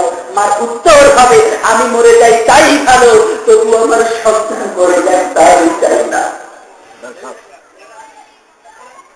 এই জন্যই কবি মায়ের ভালোবাসা দৃষ্টান্ত দিতে গিয়ে বলেছে, মায়ের ভালোবাসা হল এক বাচ্চার মেয়ে তার প্রেমিককে দেখে বলেছে যে আমি তোমার বিয়ে করতে পারি, গরিব প্রেমিক, যে আমি তোমাকে বিয়ে করতে পারি যদি তুমি তোমার মায়ের কলিজা আমারে গিফট করতে পারো। শুনতেছেন কথা? বাচ্চার মেয়ে, রাজার মেয়ে তার গরিব প্রেমিককে দেখে বলছে, আমি তোমাকে বিবাহ করতে পারি যদি তোমার মায়ের কলিজা এনে দিতে পারো। পাগলা প্রেমিক, পাগল হয়ে গেছে। আমাদের যুবকরা দেখেন না, মাঝে মধ্যে পাগল হয়ে আর একজনের মেয়ে নিয়ে ভেঙে যায়, বাপ মার দ্বারস্থ হয়। এখন প্রেমিক রাজকন্যাকে বিয়ে তো করবেই, এত বড় অফার, আমি তো টাকার ভয় রাখি, রাজার মেয়ে আমার বিয়ে করবে, দরকার নাই। মা গিয়ে মারে খুন করে মায়ের কলিজাটা হাতে নিয়ে দৌড়াইয়া যাচ্ছে রাজপ্রাসাদের দিকে। হঠাৎ হোঁচট খেয়ে হাত থেকে মায়ের কলিজাটা পড়ে গিয়েছে, আর ওই কলিজার মধ্য দিয়ে সাউন্ড এসেছে, বাবা দেখা পাইছি। এটা একটা দৃষ্টান্ত। আসলে মায়ের ভালোবাসা হচ্ছে এমন, ওই মায়ের যতই কষ্ট দেন, তারপরও ওই মা যখন আবার আপনার বিপদ দেখে, মা সমস্ত কষ্ট ভুলে গিয়ে সন্তানের পাশে এসে দাঁড়ায়। আল্লাহ তাআলা সূরা লোকমানের 14 নম্বর আয়াতে বলেছেন, হামালাতুহু উম্মুহু ওয়াহনান আলা ওয়াহনিন, মা কষ্টের পর কষ্ট করে তোমাদেরকে গর্ভে ধারণ করেছে। বেদনা বড় কষ্টের, বেদনা বড় কষ্টের, তবু মায়ের করে চুর। নারী ছেড়া ধর নয়ন মেলিবে, বুক ফুটে দারুণ ধরে বলুন ঠিক কিনা? মা সমস্ত প্রভাব বেদনা ভুলে যায় তখন সন্তান পিঠের মুখ দেখে। মা মুখটা দেখা মাত্র যত কষ্ট পেয়েছে সব কষ্টগুলো ভুলে যায়। ও বন্ধুদের, মা নিজের জীবন থেকে সন্তানের জীবনকে ভালোবাসে। ওই মা হলো খাদেমা। সেই মা দেখতেছে তার সন্তানটা তেলের মধ্যে করতেছে, মায়ের চোখ দিয়ে অশ্রু গড়িয়ে গড়িয়ে পড়ে। এবারে মেয়েদের সন্তানের পালা, মেয়েদের সন্তানটাকে নিয়ে যাচ্ছে ফিরাউনের সৈন্যরা। আরে ফিরাউন ডাক দিয়ে বলতেছে, খাদেমা এখনো সময় আছে, এখনো সময় আছে, তুই তোর বক্তব্য থেকে ফিরে আয়, আমাকে রব বলে মেনে নে। তুই যার কথা বলছিস তাকে ছেড়ে দে, তাহলে তোর এই মেজ সন্তানটাও বাঁচবে, তোর কোলের দুধের বাচ্চাটাও বাঁচবে, তুইও বাঁচবি। খাদেমা কোনো কথা বলে না, খাদেমা শুধু অস্ত্র করে, চোখের সামনে মেজ সন্তানটাকেও উদন্ত তেলের মধ্যে ছেড়ে দেওয়া হলো। এবারে সর্বশেষে দুধের বাচ্চার পালা। সবসময় মায়েদের বড় সন্তান থেকে ছোট সন্তানের প্রতি টান একটু বেশি থাকে, ঠিক কিনা? কারণ তুমি একটু কম বোঝে, ওর আদর যত্ন একটু বেশি করতে হয়। তাই এই দুধের বাচ্চাটারে মা নিজের বুকের মধ্যে চড়ে চড়াইয়া ধরেছে। আরে তুই আমাদের সুন্দরা মায়ের বুক থেকে দুধের বাচ্চাটাকে সিনাইয়া হইয়াছে। সিনাইয়া নিয়ে সেই মাত্র ফুটান্ত তেলের মধ্যে দুধের বাচ্চাটাকে ছেড়ে দিল। অমনি মাত্র দুধের বাচ্চাটার জবান খুলে গেল। দুধের বাচ্চাটা চিৎকার করে বলে, মা ও মা গো, দেরি কেন করো? তুমি মনে করছো এটা ফুটন্ত তেলের কড়াই রে মা, এটা ফুটন্ত তেলের কড়াই না, এটা হলে চাল্লা করে ফেলে দাও। এইখানে আমার মাওলারে দেখা যায়। এই কথা শোনা মাত্র খাদেমার দেরি করলো না, সঙ্গে সঙ্গে ফুটন্ত তেলের মধ্যে লাফাইয়া পড়ে খাদেমাও শহীদ হয়ে গেল। অর্থাৎ ইব্রাহিম বলেন, ইয়া রাসূলুল্লাহ, ওই মহিলা সহ ওই ব্যক্তি সহ তার 3 সন্তানের কবর দেওয়া হয়েছিল এইখানে। যদিও এই জায়গাটা মিশরের ভূমি, তারপর এই জায়গাটাকে আল্লাহ তাআলা জান্নাতুল ফিরদাউসের অংশ বানিয়ে দিয়েছে। এর নাম হচ্ছে ঈমান। ওয়ামা নাফারু মিনহুম ইল্লা আইয়ুমিনু বিল্লাহি আজিজিল হামিদ।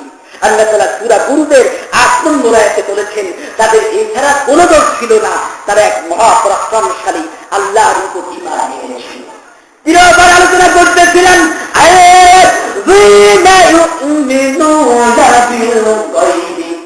ঈমান আনবে কিসের উপরে? গায়বের উপরে, অদৃশ্যের উপরে ঈমান আনবে। প্রিয় ভাইরা, অদৃশ্য বলতে কি বোঝায়, গায়েব বলতে কি বোঝায়? পঞ্চ ইন্দ্রিয় দ্বারা তার অনুমান করা যায় না, তার নাম হলো গায়েব। তার মানে চক্ষু দ্বারা দেখা যায় না, চক্ষু দ্বারা দেখা যায় না, কান দ্বারা শোনা যায় না, নাক দ্বারা ঘ্রাণ নেওয়া যায় না, জিহ্বা দ্বারা স্বাদ নেওয়া যায় না, হাত দ্বারা স্পর্শ করা যায় না, শুধুমাত্র হৃদয় দ্বারা ধারণা করা যায়। এর নাম হলো গায়েব। তাহলে ঈমানটা কেমন? ঈমানটা হবে শুধুমাত্র হৃদয় দিয়ে ধারণা করা। আল্লাহকে দেখা যাবে, শোয়া যাবে, কবরের আযাব দেখা যাবে, শোয়া যাবে, কোন কিছুই দেখা যায় শুধুমাত্র হৃদয় দ্বারা অনুধাবন করা যায়। আর হৃদয় দ্বারা অনুধাবনই ঈমানের জন্য যথেষ্ট। প্রিয় ভাইরা, আসরের পরে আল্লাহ তাআলা বলছেন, মুমিনদের মুত্তাকিদের 2 নম্বর বৈশিষ্ট্য হলো ইউকিমুনাস সালাত। তারা নামাজ কায়েম করে। কি করে? নামাজ কায়েম করে। দেখুন, ইউকিমুনা শব্দটা আসছে ইকামত শব্দ দিয়ে। কি শব্দ দিয়ে? ইকামত।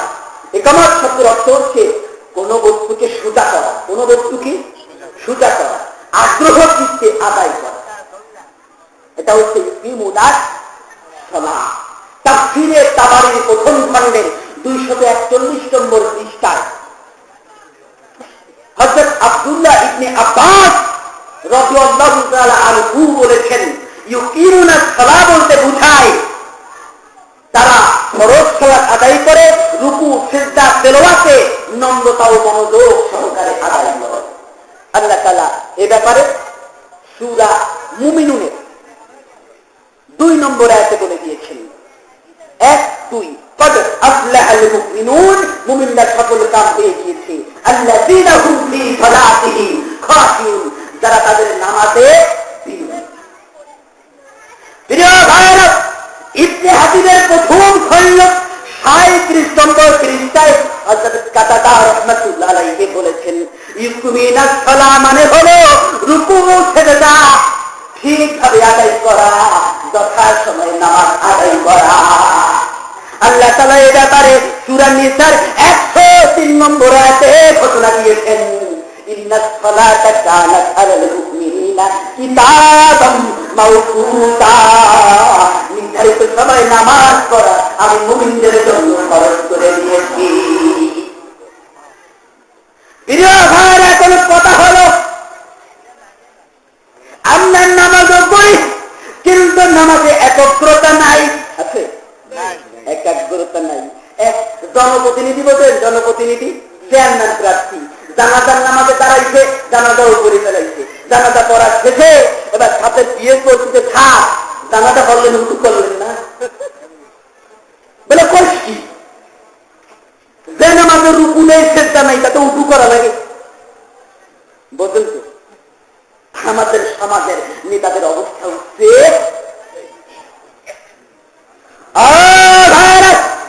আজকে আমরা নামাজ থেকে বড় দূরে, মুখে বড় মুসলমান মুসলমান বলে স্লোগান দিই কিন্তু নামাজের ছাড়ে উঠি না। জোরে বলুন ঠিক কিনা? হজর গেল ঘুমের মাঝে, জোহর গেল কাজে, আসর গেল খেলার মাঠে, মাগরিব যায় হাটে, আর ইশার নামাজ না করে মোরা শুয়ে পড়ি খাটে। তাই তো যুবক নেমে আসে মুসলমানের লড়াতে, জোরে বলুন ঠিক কিনা? আমরা ইউকিনুনাস সালার আলোচনা করেছিলাম। শাব্দিকভাবে ইউকিনুনাস সালার ব্যাখ্যা যদি আমরা খুঁজতে চাই কুরআনুল কারীমের মধ্যে, তাহলে ইউকিনুনাস 4টা অর্থ পাওয়া যায়। কয়টা? 4টা। ইউকিনুনাস সালার মানে হলো ব্যক্তিগতভাবে খুশুখুজুর সাথে যথা সময় নামাজ আদায় করা। 2 নম্বর অর্থ হলো পারিবারিকভাবে সবাই মিলে নামাজ পড়া। শুধুমাত্র বাপ নামাজ পড়বে না, সন্তানদেরকেও নামাজ পড়াবে। শুধুমাত্র স্বামী নামাজ পড়বে তা না, বরং স্ত্রীকেও নামাজ পড়াবে। 3 নম্বর অর্থ হলো সামাজিকভাবে সবাই একসাথে নামাজ পড়বে। 4 নম্বর অর্থ হলো রাষ্ট্রীয়ভাবেও সবাই নামাজ আদায় করবে। প্রথম 3টা কাজ হলো আমাদের, আর 4র্থ নম্বর রাষ্ট্রীয়ভাবে নামাজ প্রতিষ্ঠার কাজ হলো সরকারি কাজ। দেখি আমার কথা, এটা আমার কথা নয় ভাইরা আমার। সূরা হজ আয়াত নম্বর 41 আল্লাহ তাআলা বলে দিয়েছেন আল্লাযিনা মাক্কান্নাহুম ফিল আরদি আকামুস সালাহ, আমি তাদেরকে পৃথিবীর কর্তৃত্ব দেব। তোমাদের মধ্যে যাদেরকে পৃথিবীর কর্তৃত্ব দেওয়া হয় তাদের 1 নম্বর কাজ হলো গোটা দেশে নামাজ প্রতিষ্ঠা করবে। বুঝতে পেরেছেন? প্রিয় ভাইরা, আল্লাহ তাআলা সর্বশেষ মুত্তাকিদের আরেকটা বৈশিষ্ট্যের কথা বলছেন। আল্লাহ তাআলা মুত্তাকিদের 3 নম্বর বৈশিষ্ট্যের কথা বলছেন, ওয়া মিম্মা রাযাকনাহুম ইউনফিকুন। মুমিনদেরকে যে রিজিক দেওয়া হয় তাই থেকে তারা ব্যয় করে।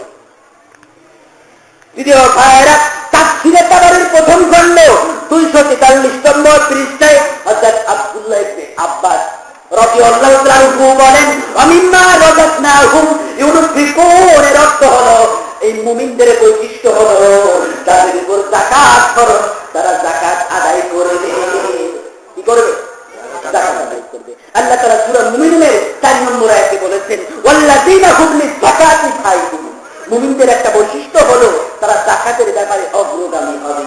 প্রিয় ভাইরা, আমাদের দেশ তো গরিব দেশ, কি বলেন? কথা বলেন, গরিব দেশ না? কিন্তু এই গরিব দেশের বহু লোকের টাকা বিদেশের ব্যাংকের অ্যাকাউন্টে আছে না নাই? কথা বলুন, বাদ দিলাম সে কথা। শুধুমাত্র বাংলাদেশের ব্যাংকের যে পরিমাণ টাকা গচ্ছিত আছে, এই গচ্ছিত টাকার যদি যাকাতের হিসাব করা হয় প্রতি বছর 1475 কোটি টাকা জাকাত হয়। কত? 1475 কোটি টাকা। আমাদের দেশে যারা জাকাত পাওয়ার উপযুক্ত তাদের মধ্যে এই টাকা যদি বন্টন করা হয় 1 বছরের টাকা দিয়ে 5 বছর পর্যন্ত জাকাত পাওয়ার উপযুক্ত লোক বসে বসে খেতে পারে। বোঝেন কিছু? 1 বছরের জাকাতের টাকা দিয়ে যদি 5 বছর খেতে পারে, 5 বছর যদি জাকাতের টাকা দেওয়া হয়, কোন গরিব মানুষ বাংলাদেশে থাকবে? প্রিয় ভাই, রাজাকনাহু এই শব্দের অর্থ হল জীবিকা নির্বাহের উপকরণ। রাজাকনাহু এর মানে হলো আমি তাদেরকে জীবিকা নির্বাহের উপকরণ দান করেছি। আর আল্লাহ তাআলা বলেছেন এই রিজিক থেকে, এই উপকরণ থেকে ইউনফিকুন তারা ব্যয় করে। এই ভাগ শব্দ দিয়ে এসেছে, এর মানে হলো তারা ব্যয় করে। মিম্মা ব্যবহার করেছেন, তার রিজিক দিয়েছি তাই। এই মিম্মা শব্দের দিকে যদি তাকাই, এর মানে শুধুমাত্র ধনীরা দান করবে তা নয়, বরং গরিবরাও দান করবে। তাকে যে রিজিক দেওয়া হয়েছে ওই রিজিক থেকে দান করবে। ধরে বলুন ঠিক কিনা? যার 1 টাকা দেওয়ার সামর্থ্য আছে সে 1 টাকা দেবে। ওই 1 টাকা ধনী 1 লক্ষ টাকার সমান হইতে পারে। পারে কিনা? পারে না? পারে। এই জন্য আল্লাহ তাআলা বলেছেন মুমিনদের বৈশিষ্ট্য হলো, যেহেতু মুমিনরা অধিকাংশ হয় গরিব, ধনী কম হয়, অধিকাংশই গরিব। আল্লাহর নবী একদিনে বলছেন, আল্লাহ তুমি আমাকে মিসকিন অবস্থায় পৃথিবী থেকে বিদায় করো, কিয়ামতের ময়দানে মিসকিনদের সাথে উঠাবা আর জান্নাতে মিসকিনদের সাথে দিবা। অর্থাৎ আয়েশা বলেন, ইয়া রাসূলুল্লাহ আপনি কেন মিসকিনদের সাথে যেতে চান? নবীজি বললেন, আয়েশা শুনে নাও, মিসকিনরা বলতে 500 বছর আগে জান্নাতে যাবে। গরিবরা কত বছর আগে জান্নাতে যাবে? 500 বছর আগে। প্রিয় ভাইরা, তাই অমিম্মা রাযাকনাহুম ইউনফিকুনের মানে হলো যে রিজিক দেওয়া হয়েছে ওই রিজিক থেকে ব্যয় করবে। যদি গরিব হয় সেটার খাদ্য অনুযায়ী ব্যয় করবে। আল্লাহ গরিবের ওই অল্প পরিমাণ দামি বহুগুণ বরকত দিয়ে দেবে।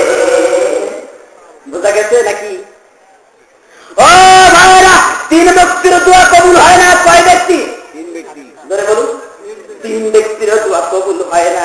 তার মধ্যে 1 ব্যক্তি হলো কৃপণ। 1 ব্যক্তি কি? কৃপণ। 1 ব্যক্তি হলো কৃপণ, আর 1 ব্যক্তি হলো বৃদ্ধ ব্যভিচারী। বৃদ্ধ ব্যভিচারী, দোয়া কবুল হয় না। আর 1 ব্যক্তি হলো আত্মীয়তার সম্পর্ক ছিন্নকারী। মনে রাখবে কয়টা? 3টা। ধরে বলুন, 1 নম্বর কৃপণ, 1 নম্বর কৃপণ, 2 নম্বর বৃদ্ধ জেনাকারী, 2 নম্বর, আর 3 নম্বর আত্মীয়তার সম্পর্ক ছিন্ন। ভাইরা আমার, তিরমিজি শরীফে 1913 নম্বর হাদিসে আল্লাহ নবী বলেছেন, কৃপণ উপকার করে খোটা দানকারী প্রতারক কখনো জান্নাতে প্রবেশ করবে না। কখনো জান্নাতে প্রবেশ করবে না। ও ভাইরা, আজকে আমরা দান করতে পারো না, দান করতে ইচ্ছা হয় না, অথচ বহুত যুবক ভাই গার্লফ্রেন্ডের পিছনে, কত নারীর পিছনে টাকা উড়াই, একবারও হিসাব করে দেখি না। ঠিক কিনা? কতবার কত মেয়েরে নিয়ে মার্কেটে ঘুরে বেড়ায়, কতবার কত কিছু কিনে দেয়, কিন্তু ওই যুবকের কাছে যখন দেওয়া হয়, ও ভাই 1 পয়সা মসজিদে দান করো, 5 টাকা মাদ্রাসায় দান করো, মাদ্রাসার শিশুদেরকে দান করো, ওখানে টাকা পাবো কই? বাপের কাছে টাকা এনে করি। ও ভাইরা, ওই যুবক বাপের কাছ দিয়ে টাকা এনে দিবি, বাপের কাছে টাকা এনে যদি ওর প্রেমিকার জন্য শাড়ি কিনতে পারে, তাহলে কেন ওই টাকা দিয়ে দান করতে পারবে না? কি বলেন? ও ভাইরা, যারা বিড়ি খান, বিড়ি খান, শিকারের ভিতরে চান্দাটার হিসাব করে দেখবেন প্রতিদিন কত টাকা বিড়ির পিছনে, চান্দার পিছনে, সিগারেটের পিছনে খরচ করছেন। ওর 10 ভাগের 1 ভাগ যদি এই মাদ্রাসার পিছনে ব্যয় করতেন, আল্লাহর কসম দিয়ে বলছি এই মাদ্রাসার অবস্থা এমন থাকতো না, বরং এই মাদ্রাসা হয়ে যেত এই এলাকার মধ্যে সবচেয়ে বড় মাদ্রাসা। জোরে বলুন ঠিক কিনা? মৃত্যুকে আজ ভুলিয়া তারা টানছ সুখের তীরি, আয়নার সামনে দাঁড়াইয়া দেখো কি যে তোমার তীরি। দেখছেন বিড়ি খাইলে চেহারাটা কিরকম? মুখ কামড় মতো হয়ে যায়, ঠিক কিনা? ও ভাইয়েরা, পায়খানার কথা বলছিলাম শুরুর দিকে। কুবা পায়খানা যদি কেউ খায় আমার বিশ্বাস নিয়মিত খাইয়া গেল ওই ব্যক্তি মরবে না। খাইলে মরবে না, যেহেতু যদি কেউ এমনি খায় তারা দু খাওয়াইলে বাঁচে মাঝে মাঝে বাঁচে না। তার মানে হলো ঘুমাতে মাঝে আর অ্যান্টিবায়োটিকের কাজ করে, কিন্তু বিড়ি খাইলে কান্দা খাইলে সিগারেট খাইলে যে মরবে তা সিগারেটের প্যাকেটের উপরেই লেখা ধূমপান মৃত্যুর কারণ, তাই না? ও ভাই, 5 কারণে স্ত্রীদের তালাক দেওয়া যায়, বিশেষত কয় কারণে? 5 কারণে। একই 5 কারণে স্ত্রী আদালতের কাছে আবেদন করতে পারে, আমি আমার স্বামী থেকে তালাক চাই, তার মানে ডিভোর্স দিতে চাই। কয় কারণ? 5 কারণ। এর মধ্যে এক কারণ হলো গালে গন্ধ। এক কারণ ধরে বলুন, গালে গন্ধ। ও বন্ধু, যারা বিড়ি খাইয়া মুখে গন্ধ বানাইছো, তুমি তোমার স্ত্রীর ডিভোর্স পাওয়ার উপযুক্ত হইয়া গেছো। কি এরপরে খাবেন নাকি? ভাইয়েরা, কথা বলেছিলাম আজকে আমরা বিড়ির ভিতরে যে টাকা খরচ করি, আজকে আমরা প্রেমিকার ভিতরে যে টাকা খরচ করি, ওই টাকা থেকে যদি কিছু টাকা মসজিদে মাদ্রাসায় দান করতাম, আজকে আমাদের সমাজের মন্দির মাদ্রাসাগুলো এমন থাকতো না, এর থেকে 1000 গুণ উন্নত হয়ে যেত। ও ভাইয়েরা আমার, ধরা অবশ্যই খেতে হবে, ধরা খাওয়া লাগবে। যদি আগে খেতে লাগাও সেরে কিংবা ঢোকো জমিন পুরি বানাও তুমি লোহার বাড়ি, মৃত্যু তোমায় ছাড়বে না, ছাড়বে না, ছাড়বে। ভাইরা আমার, আমি আপনাদেরকে বলে দিতে চাই, আল্লাহ তাআলা বলেছেন অমিন্না রাযাকনা হুমুল শিকুন, মুমিনদের বৈশিষ্ট্য হলো তাদেরকে যে রিজিক দেওয়া হয়েছে সেই দিক থেকে তারা ব্যয় করবে। যদি আমরা নিজেদেরকে মুমিন বলে দাবি করি, তাহলে এই মাদ্রাসার অবস্থা এমন থাকার কথা নয়। ভাবতেও অবাক লাগে, আজ থেকে 39 বছর আগে যে মাদ্রাসাটি প্রতিষ্ঠিত হয়েছে, আজ থেকে 39 বছর আগে হযরত মাওলানা মুজাম্মিল হক তিনি যে মাদ্রাসাটিতে স্বপ্নে প্রতিষ্ঠিত করেছিলেন, আজকে এই মাদ্রাসাটা আপনাদের কাছে আমানত করে বলুন ঠিক কিনা? আমি আমার ভূমিকাতে বলেছি, আপনারা হলো সেই অঞ্চলের মানুষ যে অঞ্চলে আল্লাহর নবীজির 10 জন সাহাবা দিনের দাওয়াত নিয়ে এসেছিলেন। আল্লাহর নবীজি 10 জন সাহাবা যে অঞ্চলে দিনের দাওয়াত নিয়ে এসেছিলেন, সেই এলাকায় নবীর ঘর মাদ্রাসা অবমুক্ত থাকবে, এটা কোনো মুমিন মেনে নিতে পারে না, ধরে বলুন ঠিক কিনা? প্রিয় ভাইরা, আমি স্পষ্ট করে বলে দিতে চাই, আজ দুপুর থেকে আমি শুনতেছিলাম এই মাদ্রাসার ছাত্রদের কুরআনুল কারীমের তেলাওয়াত, এত চমৎকার তেলাওয়াত যারা করে, এত সুন্দর গজল যারা গায়, সেই মাদ্রাসা এখন অবমুক্ত থাকবে, আর এলাকার কোন মানুষ নিজেকে মুসলমান বলে দাবি করবে, এটা ভাবতে আমার লজ্জা হয়। প্রিয় ভাইরা, তাই আমার প্রত্যাশা থাকবে, আমি দেখতে চাই এই এলাকার প্রত্যেকটি মানুষ, এই এলাকায় নিজেকে মুসলমান বলে দাবি করা প্রত্যেকটি ভাই এখন থেকে এক হয়ে এই মাদ্রাসার জন্য কাজ করবে।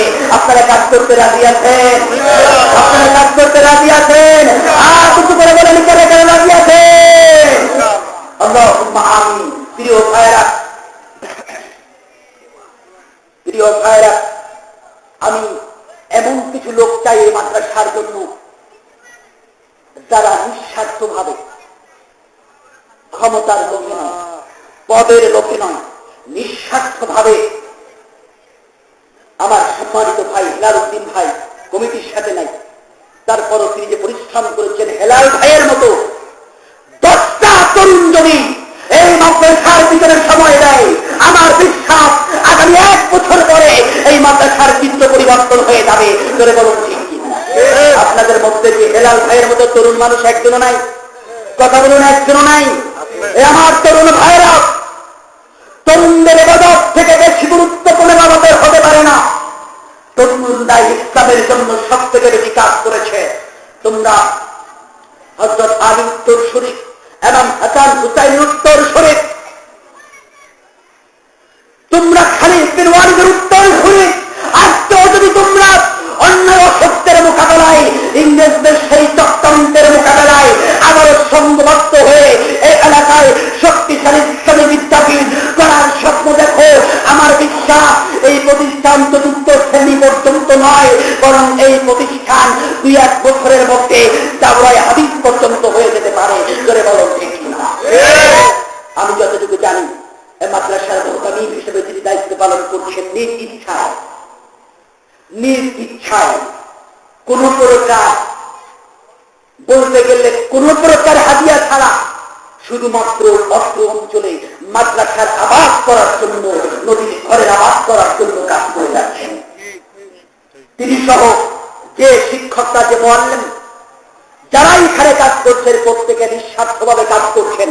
প্রিয় ভাইয়েরা, যদি তারা লেখাপড়া করে এখন যে মুহূর্তে তাদের পরিবার চালানোর দায়িত্ব তাদের ঘাড়ে, সেই মুহূর্তে যদি নিঃস্বার্থভাবে টাকার কথা চিন্তা না করে ইলম শিক্ষা দেওয়ার সংকল্পে এভাবে খেদমত করতে পারেন, তাহলে আপনারা তারা বাড়িতে বসে আছেন, মাদ্রাসায় পড়ানোর খেদমত করতে হচ্ছে না, পরিবার অন্যভাবেই চলে যাচ্ছে, আপনারা কি ভাই তাদের পাশে একটু দাঁড়াতে পারবেন না?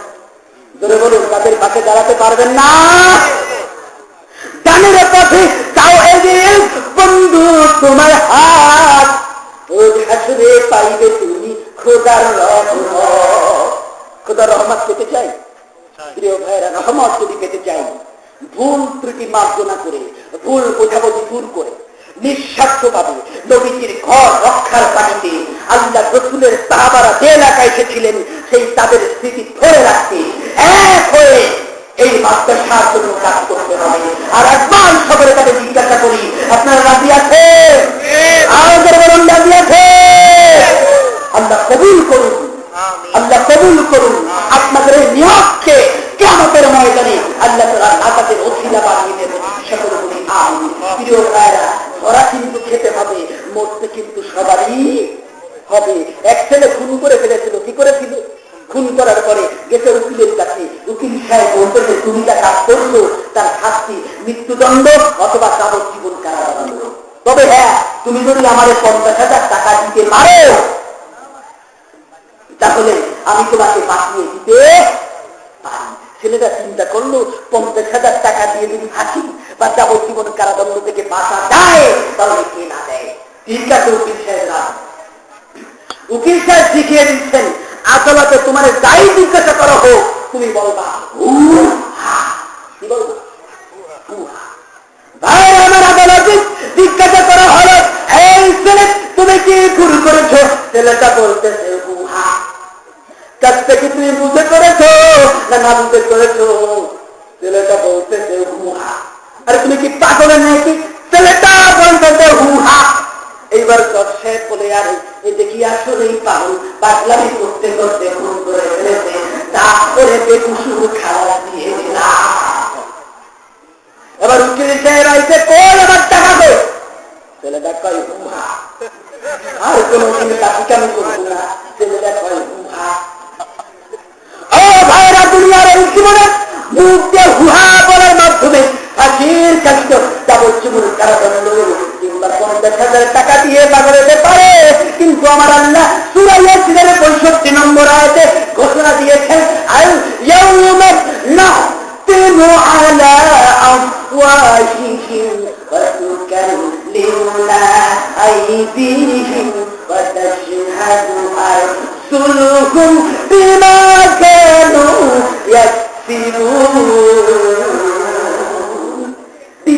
We shall fill up their mouth and their hands shall with us and their legs shall hurt their tongue. আজকে যে মুখ দিয়ে তারা উহা করতেছে, মিথ্যাটা বলতেছে, আর আসলে ধমক পাচ্ছে, ওই মুখে আমি ছিটিয়ে দেবো। কি দেবো? আটকে দেবো। and their hands shall with us, তাদের হাত আমাদের সাথে কথা বলবে, and their legs shall hurt their tongue, আর তার পা বলতে থাকবে। পা তারা জিজ্ঞাসা করেছিল কোথায় হেঁটে গিয়েছিল। সুতরাং ভাইয়েরা, উপায় আছে নাকি রক্ষা পাওয়ার? কথা বলে উপায় নেই। উপায় যদি না থাকে তাহলে নিজেদেরকে মুমিন হিসেবে প্রতিষ্ঠিত করতে এখানে আল্লাহ তাআলা মুমিনদের যে গুণের কথা বলেছেন এই কাজগুলো করতে হয়। রাজি আছি আমরা? প্রিয় ভাইরা, আমি আপনাদের সম্মুখে আলোচনা করেছি সূরা বাকারার 1 থেকে 3 নম্বর আয়াত, আলিফ লাম মিম, অর্থ আল্লাহু আ'লামু বিমুরাদিহি। আল্লাহ তাআলা একমত অর্থ ভালো জানেন, এর বাইরে বাকি অর্থগুলো আমি আপনাদের কাছে ক্লিয়ার করেছি। এরপর আল্লাহ তাআলা বলেছেন যালিকাল কিতাবু লা রাইবা ফীহি হুদাল লিল মুত্তাকিন। এই কিতাবের মধ্যে, কোরআনের মধ্যে কোনো প্রকার সন্দেহের অবকাশ নাই, এটা হলো মুত্তাকিনদের জন্য হেদায়েত। আর মুত্তাকি কারা? তিনটা। আমার এই আয়াতের মধ্যে 3টা গুণ আছে, পরের আয়াতে অন্য রয়েছে। আল্লাহ তাআলা বলছেন আল্লাযীনা ইউমিনুনা বিল গায়বি, যারা অদৃশ্যের উপরে বিশ্বাস স্থাপন করে, ওয়া ইউকিমুনাস সালাহ, নামাজ কায়েম করে, ওয়া মিম্মা রাযাকনাহুম ইউনফিকুন, আর তাদেরকে যে রিজিক দেওয়া হয়েছে ওই দিক থেকে ব্যয় করে। প্রিয় ভাইরা, আমরা কি এই 3টা কাজ করতে রাজি আছি? ধরে বলুন রাজি আছে? যদি আমরা রাজি থাকি তাহলে আজকের এই আলোচনা সার্থক হবে। তাহলে আমরা তাকওয়া মুত্তাকিদের আওতায় করব। আর মুত্তাকির ব্যাপারে আল্লাহ তাআলা তো বলে দিয়েছেন সূরা হুজরাতে 13 নম্বর আয়াতে, ইন্না আকরামাকুম ইনদাল্লাহি আতকাকুম, তোমাদের মধ্যে সেই ব্যক্তি সবচেয়ে উত্তম, সবচেয়ে ভালো আল্লাহর কাছে, যে আল্লাহর ভয় করে। তার উত্তম ব্যক্তি হতে গেলে আমাদেরকে এই 3টা গুণ অর্জন করতে হবে। আল্লাহ তাআলা সেই গুণগুলো আমাদের অর্জন করার তৌফিক দান করুন। আমিন।